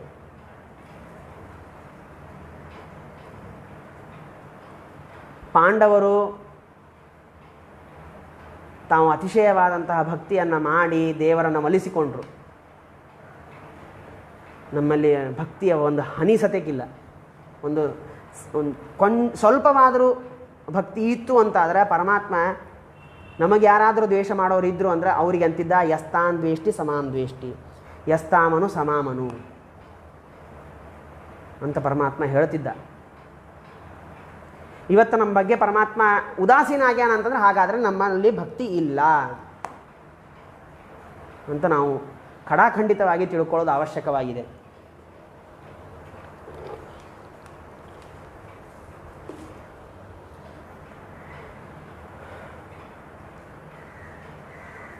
ರಸಗಂಗಾಧರ ಎನ್ನುವಂಥ ಒಂದು ಕಾವ್ಯ, ಅಂದರೆ ಇಲ್ಲಿ ತಿಳ್ಕೋಬೇಕಾದಂಥ ವಿಷಯ ಏನು ಅಂತಂದರೆ, ಭಕ್ತಿ ಮಾಡಬೇಕು, ದೇವರಲ್ಲಿ ಭಕ್ತಿ ಮಾಡಬೇಕು, ಅದರಿಂದ ಉತ್ತಮವಾದಂತಹ ಗತಿಯನ್ನು ಪಡ್ಕೊಳ್ತೀವಿ ಎನ್ನುವಂತಹ ತತ್ವ ಇದು ಕೇವಲ ಶಾಸ್ತ್ರಕಾರರಾದಂತಹ ವೇದವ್ಯಾಸ ದೇವರಿಗಾಗಲಿ ಅಥವಾ ಭಾಷ್ಯಕಾರರಾದಂತಹ ಶ್ರೀಮದಾಚಾರ್ಯರಿಗಾಗಲಿ ಅಥವಾ ಟೀಕಾಕಾರರಾದಂತಹ ಜಯತೀರ್ಥರಿಗಾಗಲಿ ಅಥವಾ ಟಿಪ್ಪಣಿಕಾರರಾದಂತಹ ಉಳಿದಂತಹ ಮಹಾಜ್ಞಾನಿಗಳಿಗಾಗಲಿ ಇವರಿಗಷ್ಟೇ ಸಮ್ಮತವಾದದ್ದು ಅಂತ ತಿಳ್ಕೋಬಾರದು. ಯಾರು ಈ ಭಾರತ ದೇಶದಲ್ಲಿ ಭಾರೀ ಸಾಹಿತಿಗಳಾಗಿ ಮೆರೆದು ಹೋದರೋ, ಕಾಳಿದಾಸಾದಿ ಮಹಾಮಹಾ ಸಾಹಿತಿಗಳು, ಅವರು ಕೂಡ ತಮ್ಮ ಗ್ರಂಥದಲ್ಲಿ ಉಲ್ಲೇಖ ಮಾಡ್ತಾರೆ. ಭಾರವಿ, ಕಾಳಿದಾಸ, ಮಾಘ ಇತ್ಯಾದಿ ಎಲ್ಲರೂ ಕೂಡ ತಾವು ಕೂಡ ಭಕ್ತಿಯನ್ನು ಒಪ್ಪಿದಂತಹ ವಿಷಯ ನಾವು ತಿಳ್ಕೊಳ್ತೀವಿ. ರಸಗಂಗಾಧರದಲ್ಲಿ ಒಂದು ಶ್ಲೋಕ ಬರ್ತದೆ, ಸಂಪದಾ ಸಂಪರಿಶ್ವಕ್ತಃ ವಿದ್ಯೆಯ ಚಾನವದ್ಯಯ ನರೋನ ಶೋಭತೆ ಲೋಕೆ ಹರಿಭಕ್ತಿ ರಸಂವಿನ. ಏನು ಹೇಳ್ತಾರೆ ಅಂದರೆ, ನೀನು ಎಷ್ಟೇ ಶ್ರೀಮಂತನಾಗು, ಎಷ್ಟೇ ವಿದ್ಯಾವಂತನಾಗು,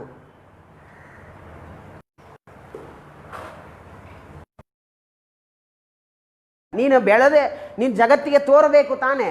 ನೀನು ಜಗತ್ತಿಗೆ ತೋರಬೇಕು ಅಂತ ಆದರೆ ನಿನ್ನಲ್ಲಿ ಆ ಭಕ್ತಿ ಇರಬೇಕು.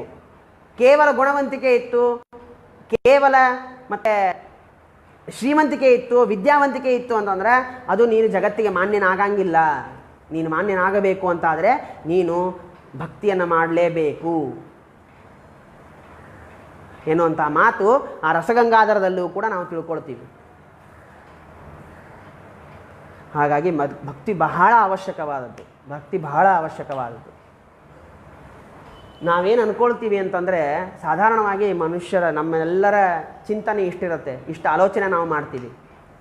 ಏನು ಆಲೋಚನೆ ಮಾಡ್ತೀವಿ ಅಂದರೆ, ಶಕ್ತಿ ಒಂದಿದ್ರೆ ಸಾಕಪ್ಪ, ಎಲ್ಲವನ್ನೂ ಪಡ್ಕೊಳ್ತೀವಿ, ಶಕ್ತಿ ಒಂದಿದ್ರೆ ಸಾಕು, ಎಲ್ಲವನ್ನೂ ಪಡ್ಕೋಬಹುದು ಎನ್ನುವಂಥ ಆಲೋಚನೆ ನಮ್ಮಲ್ಲಿ ಅದು ಶುದ್ಧ ತಪ್ಪಿದು, ಶುದ್ಧ ತಪ್ಪು. ಯಾಕಂದರೆ ಶಕ್ತಿ ಇವತ್ತಿರ್ತದೆ, ನಾಳೆ ಹೋಗ್ಬಿಡ್ತದೆ. ಆದರೆ ನಾಳೆ ಬೇಕಾದಂತಹ ವಸ್ತು ಸಲುವಾಗಿ ಯಾವುದೋ ಒಂದು ಪ್ರಯತ್ನ ಮಾಡಬೇಕು, ಏನಾದರೂ ಒಂದು ಪಡ್ಕೋಬೇಕು ಅಂತಾದರೆ ಶಕ್ತಿ ಇಲ್ಲ ನಮ್ಮಲ್ಲಿ. ಹಾಗಾಗಿ ಶಕ್ತಿನೇ ಎಲ್ಲವನ್ನು ತಂದು ಕೊಡ್ತದೆ ಅನ್ನೋ ಮಾತು ಸುಳ್ಳು. ಅದಕ್ಕೆ ಒಬ್ಬ ವ್ಯಕ್ತಿ ಪ್ರಾರ್ಥನೆ ಮಾಡ್ತಾನೆ, ದೇವರಲ್ಲಿ ಪ್ರಾರ್ಥನೆ ಮಾಡಬೇಕಾದಾಗ ಒಬ್ಬ ವ್ಯಕ್ತಿ ಹೇಳ್ತಾನೆ, ಸ್ವಾಮಿ ಪರಮಾತ್ಮ ನನಗೆ ಶಕ್ತಿನೂ ಬೇಡ, ಮುಕ್ತಿನೂ ಬೇಡ, ನನಗೇನೂ ಬೇಡ, ನನಗೆ ಶಕ್ತಿನೂ ಬೇಡ, ನನಗೆ ಶಕ್ತಿ ಕೊಡಬೇಡ, ನನಗೆ ಮುಕ್ತಿನೂ ಕೊಡಬೇಡ, ಆದರೆ ಒಂದು ಮಾತ್ರ ಕೊಡು, ಅದೇನದು ಭಕ್ತಿ ಕೊಡು. ಭಕ್ತಿ ಕೊಟ್ಟು ಅಂತಂದರೆ ನನ್ನಲ್ಲಿ ಎಲ್ಲವನ್ನೂ ಸಹನ ಮಾಡುವಂತಹ ಶಕ್ತಿ ಬರ್ತದೆ, ಎಲ್ಲವನ್ನು ಪಡ್ಕೊಳ್ಳುವಂತಹ ಶಕ್ತಿನೂ ಬರ್ತದೆ. ಆ ಭಕ್ತಿ ಒಂದು ಕೊಟ್ಟು ಅಂದರೆ ನನ್ನ ಮುಕ್ತಿನೂ ಸಿಗ್ತದೆ. ಆದ್ದರಿಂದ ಶಕ್ತಿ ಕೊಡು, ಅಲ್ಲ ಶಕ್ತಿನೂ ಕೊಡಬೇಡ, ಮುಕ್ತಿನೂ ಕೊಡಬೇಡ, ಆದರೆ ಭಕ್ತಿ ಮಾತ್ರ ಕೊಡು ಅಂತ ಪ್ರಾರ್ಥನೆ ಮಾಡ್ತಾನೆ. ನಾವು ಇವತ್ತ ಒಂದು 2 ದಿವಸ ಬದುಕಿದೆವು, 3 ದಿವಸ ಬದುಕಿದೆವು ಅಂತಂದರೆ ಪರಮಾತ್ಮನ ದೊಡ್ಡ ಅನುಗ್ರಹ, ದೊಡ್ಡ ಕರುಣ. ಒಬ್ಬ ವ್ಯಕ್ತಿ ಸಾಹಿತ್ಯವನ್ನು ಮಾತು ಹೇಳ್ತಾನೆ, ಬಹಳ ಜನರಲ್ಲಿ ಮೋಹ ಬೆಳೆಸಬೇಡ, ದೇವರಲ್ಲಿ ಭಕ್ತಿ ಮಾಡು. ಯಾಕಂದರೆ ಇವತ್ತು ಈ ಕ್ಷಣದಲ್ಲಿ ನಾವು ಶ್ವಾಸೋಚ್ಛ್ವಾಸವನ್ನು ಮಾಡಿದ್ವಿ ಅಂದರೆ ಮುಂದಿನ ಕ್ಷಣದಲ್ಲಿ ಶ್ವಾಸೋಚ್ಛ್ವಾಸವನ್ನು ಮಾಡಲಿಕ್ಕೆ ಬದುಕ್ತೀವಿ ಅನ್ನುವಂತಹ ನಂಬಿಕೆ ಮಾತ್ರ ಇಲ್ಲ. ಎಷ್ಟು ಹೊತ್ತು ಬದುಕಿಯೋ, ಯಾವ ಕ್ಷಣ ನೀನು ಬದುಕಿಯೋ ಆ ಕ್ಷಣದಲ್ಲಿ ಮಾತ್ರ ಭಕ್ತಿಯನ್ನು ಮಾಡೋದನ್ನು ಮಾತ್ರ ಬಿಡಬೇಡ ಅಂತ ಆ ವ್ಯಕ್ತಿ ಹೇಳ್ತಾನೆ. ಹಾಗಾಗಿ ಬಹಳ ಅವಶ್ಯಕವಾದ ನಮ್ಮ ಜೀವನದಲ್ಲಿ ಭಕ್ತಿಯನ್ನು ನಾವು ರೂಢಿಸಿಕೊಳ್ಳುವುದು ಬಹಳ ಅವಶ್ಯಕವಾದದ್ದು. ಇವತ್ತು ನಾವು ಯಾವುದೇ ಹಂತದಲ್ಲಿ ಇದ್ದೀವಿ ಅಂತಂದರೆ ಪರಮಾತ್ಮನ ಅನುಗ್ರಹ ಇಲ್ಲದೇನೆ ಬೇರೆ ಯಾವುದೂ ಇಲ್ಲ. ಅಷ್ಟು ಅನುಗ್ರಹ ಮಾಡಿದಂಥ ಪರಮಾತ್ಮನಿಗೆ ನಾವು ಮಾಡೋದು ಏನಪ್ಪ ಅಂತಂದರೆ ಕೇವಲ ಭಕ್ತಿ. ನಮಗೆ 40 ವರ್ಷ ಆಯುಷ್ಯ ಕೊಡ್ತಾನೆ, 60 ವರ್ಷ ಆಯುಷ್ಯ ಕೊಡ್ತಾನೆ, 100 ವರ್ಷ ಆಯುಷ್ಯ ಕೊಡ್ತಾನೆ. ಕೊಟ್ಟು ಪರಮಾತ್ಮ ನಮ್ಮ ಕಡೆ ಕೇಳೋದೇನು ಅಂದರೆ, ಜೀವ ನೀನೇನು ಮಾಡಬೇಡ, ಒಂದನ್ನು ಮಾತ್ರ ಮರಿಬೇಡ, ಭಕ್ತಿಯನ್ನು ಮಾಡು ಅಂತಂತಾನೆ ಪರಮಾತ್ಮ. ಇಷ್ಟು ನಮಗೆ ಅನುಗ್ರಹ ಮಾಡುವಂತಹ ಪರಮಾತ್ಮನ ನಾವು ಭಕ್ತಿಯನ್ನು ಮಾಡಲಿಲ್ಲ ಅಂತಾದರೆ ನಾವು ಕೃತಜ್ಞರಾಗ್ತೀವಿ. ಆದ್ದರಿಂದಾಗಿ ಶಾಸ್ತ್ರ ತಿಳಿಸಿದ ರೀತಿಯಲ್ಲಿ ನಾವು ಭಕ್ತಿಯನ್ನು ಮಾಡಿ ದೇವರ ಪ್ರೀತಿಗೆ ಪಾತ್ರರಾಗುವುದು ಬಹಳ ಅವಶ್ಯಕವಾಗಿದೆ. ಅದು ದೇವರು ನಮಗೆ ಕರುಣೆಯನ್ನು ಮಾಡಬೇಕು ಅಂತ ನಾವು ದೇವರಲ್ಲಿ ಪ್ರಾರ್ಥನೆ ಮಾಡ್ಕೋಬೇಕು. ಭಕ್ತಿ ಅಂದ ಕೂಡಲೇ, ಭಕ್ತಿ ಎಂದು ಹೇಳಿದ ಕೂಡಲೇ ಆಯಿತು ದೇವರಲ್ಲಿ ಭಕ್ತಿ ಮಾಡಿಬಿಟ್ರೆ ಸಾಕ, ಅಂತ ಪ್ರಶ್ನೆ ಬರ್ತದೆ. ಅದಕ್ಕೆ ಶಾಸ್ತ್ರ ಅಂತದ ಗುರುಗಳಲ್ಲೂ ಭಕ್ತಿಯನ್ನು ಮಾಡು. ಕೇವಲ ದೇವರಲ್ಲಿ ಭಕ್ತಿ ಅಲ್ಲ, ಗುರುಗಳಲ್ಲೂ ಭಕ್ತಿಯನ್ನು ಮಾಡು. ಯಾಕಂತಂದರೆ ದೇವರಲ್ಲಿ ಇರತಕ್ಕಂತಹ ಭಕ್ತಿ ದೃಢವಾಗಬೇಕು. ದೇವರಲ್ಲಿ ಅಚಲವಾದಂತಹ ಭಕ್ತಿಯನ್ನು ನಾವು ಹೊಂದಬೇಕು ಅಂತಾದರೆ ಅಲ್ಲೇ ಗುರುಭಕ್ತಿ ಬಹಳ ಅವಶ್ಯಕವಾದದ್ದು. ವ್ಯಾಸರಾಜರ ಸ್ತೋತ್ರದಲ್ಲಿ ಬರ್ತದೆ, ಗುರುಭಕ್ತ್ಯಾ ಭವೇದ್ ವಿಷ್ಣು ಭಕ್ತಿರವು ವ್ಯಭಿಚಾರಿಣಿ. ಅವ್ಯಭಿಚರಿತವಾದಂತಹ ಅನವರತವಾದಂತಹ ಭಕ್ತಿ ನಿನಗೆ ಬರಬೇಕು ಅಂತಂದರೆ ಮೊದಲಿಗೆ ಗುರುಗಳಲ್ಲಿ ಭಕ್ತಿ ಮಾಡು. ಗುರುಗಳಲ್ಲಿ ನೀ ಎಷ್ಟು ಭಕ್ತಿ ಮಾಡ್ತೀಯೋ ಪರಮಾತ್ಮ ಪ್ರೀತನಾಗ್ತಾನೆ. ಪ್ರೀತನಾಗಿ ತನ್ನಲ್ಲಿ ಭಕ್ತಿಯನ್ನು ಮಾಡೋದಕ್ಕಾಗಿ ನಮಗೆ ಅನುಗ್ರಹ ಮಾಡ್ತಾನೆ. ಹಾಗಾಗಿ ವಿಷ್ಣು ಭಕ್ತಿಯ ಜೊತೆಗೆ ಗುರುಭಕ್ತಿಯೂ ಅಷ್ಟೇ ಅವಶ್ಯಕ ಅಂತ ಶಾಸ್ತ್ರ ನಮಗೆ ತಿಳಿಸಿಕೊಡ್ತದೆ. ಹಾಗಾಗಿ ನಾವು ಭಕ್ತಿಯನ್ನು ಮಾಡಿ ದೇವರ ಅನುಗ್ರಹಕ್ಕೆ ಪಾತ್ರರಾಗಬೇಕು ಅಂತ ಹೇಳ್ತಾ ನನ್ನ ಇಲ್ಲಿಯ ಈ ಉಪನ್ಯಾಸವನ್ನು, ನನ್ನ ಅನುವಾದವನ್ನು ಮುಕ್ತಾಯ ಮಾಡ್ತೀನಿ. ಶ್ರೀಕೃಷ್ಣಾರ್ಪಣಮಸ್ತು. ನಮಗೆ ಈ ವಿಷ್ಣು ಭಕ್ತಿಗೆ ಅವಶ್ಯಕವಾದಂತಹ ಗುರುಭಕ್ತಿ, ಆ ಗುರುಭಕ್ತಿ ಮಾಡಲಿಕ್ಕೆ ನಮಗೆ ಸತ್ಯಾತ್ಮತೀರ್ಥರಂತಹ ನಮ್ಮ ಸ್ವಾಮಿಗಳು ನಮಗೆ ಸಿಕ್ಕಾರ. ದೇವರ ಅನುಗ್ರಹ ಮಾಡಿ ನಮಗೆ ಅವ್ರನ್ನ ಕೊಟ್ಟಾನೆ. ಅವರು ಈ ಪೀಠದಲ್ಲಿ ಅಲಂಕೃತರಾಗಿ 25 ವರ್ಷಗಳು ಕಳೆದೋದು. ಆ ಸಂದರ್ಭದಲ್ಲಿ ನನಗೆ 2 ಮಾತನ್ನು ಹೇಳಬೇಕು ಭಕ್ತಿಯ ವಿಷಯದಲ್ಲಿ ಅಂತಂದು ದ್ವೈಪಾಯನಾಚಾರ್ಯ ತಿಳಿಸಿದರು. ಆದ್ದರಿಂದಾಗಿ ನಾನು ಅದನ್ನು 1-2 ಮಾತುಗಳನ್ನು ಅನುವಾದ ಮಾಡಲಿಕ್ಕೆ ಪ್ರಯತ್ನ ಮಾಡಿದ್ದೇನೆ. ಇದರಿಂದ ಬಂದಂತಹ ಪುಣ್ಯವನ್ನು ಗುರುಗಳ ದ್ವಾರ ಪರಮಾತ್ಮನ ಪಾದಾರವಿಂದಗಳಲ್ಲಿ ಸಮರ್ಪಣೆ ಮಾಡ್ತೀನಿ. ಶ್ರೀಕೃಷ್ಣಾರ್ಪಣಮಸ್ತು. ನಾಹಂ ಕರ್ತ ಹರಿಃ ಕರ್ತ ತತ್ಪೂಜಾ ಕರ್ಮಚಾಕಿಲಂ ತಥಾಪಿ ಮತ್ಕೃತಾ ಪೂಜಾ ತತ್ಪ್ರಸಾದೇನ ನನ್ಯತ ತದ್ಭಕ್ತಿ ತತ್ಫಲಂ ಮಹ್ಯಂ ತತ್ಪ್ರಸಾದ ಪುನಃ ಪುನಃ ಕರ್ಮಣ್ಯಾಸೋ ಹರಾವ್ಯಯಂ ವಿಷ್ಣೋಸ್ತೃಪ್ತಿಕರಸ್ಸದಾ. ಶ್ರೀಕೃಷ್ಣಾರ್ಪಣಮಸ್ತು.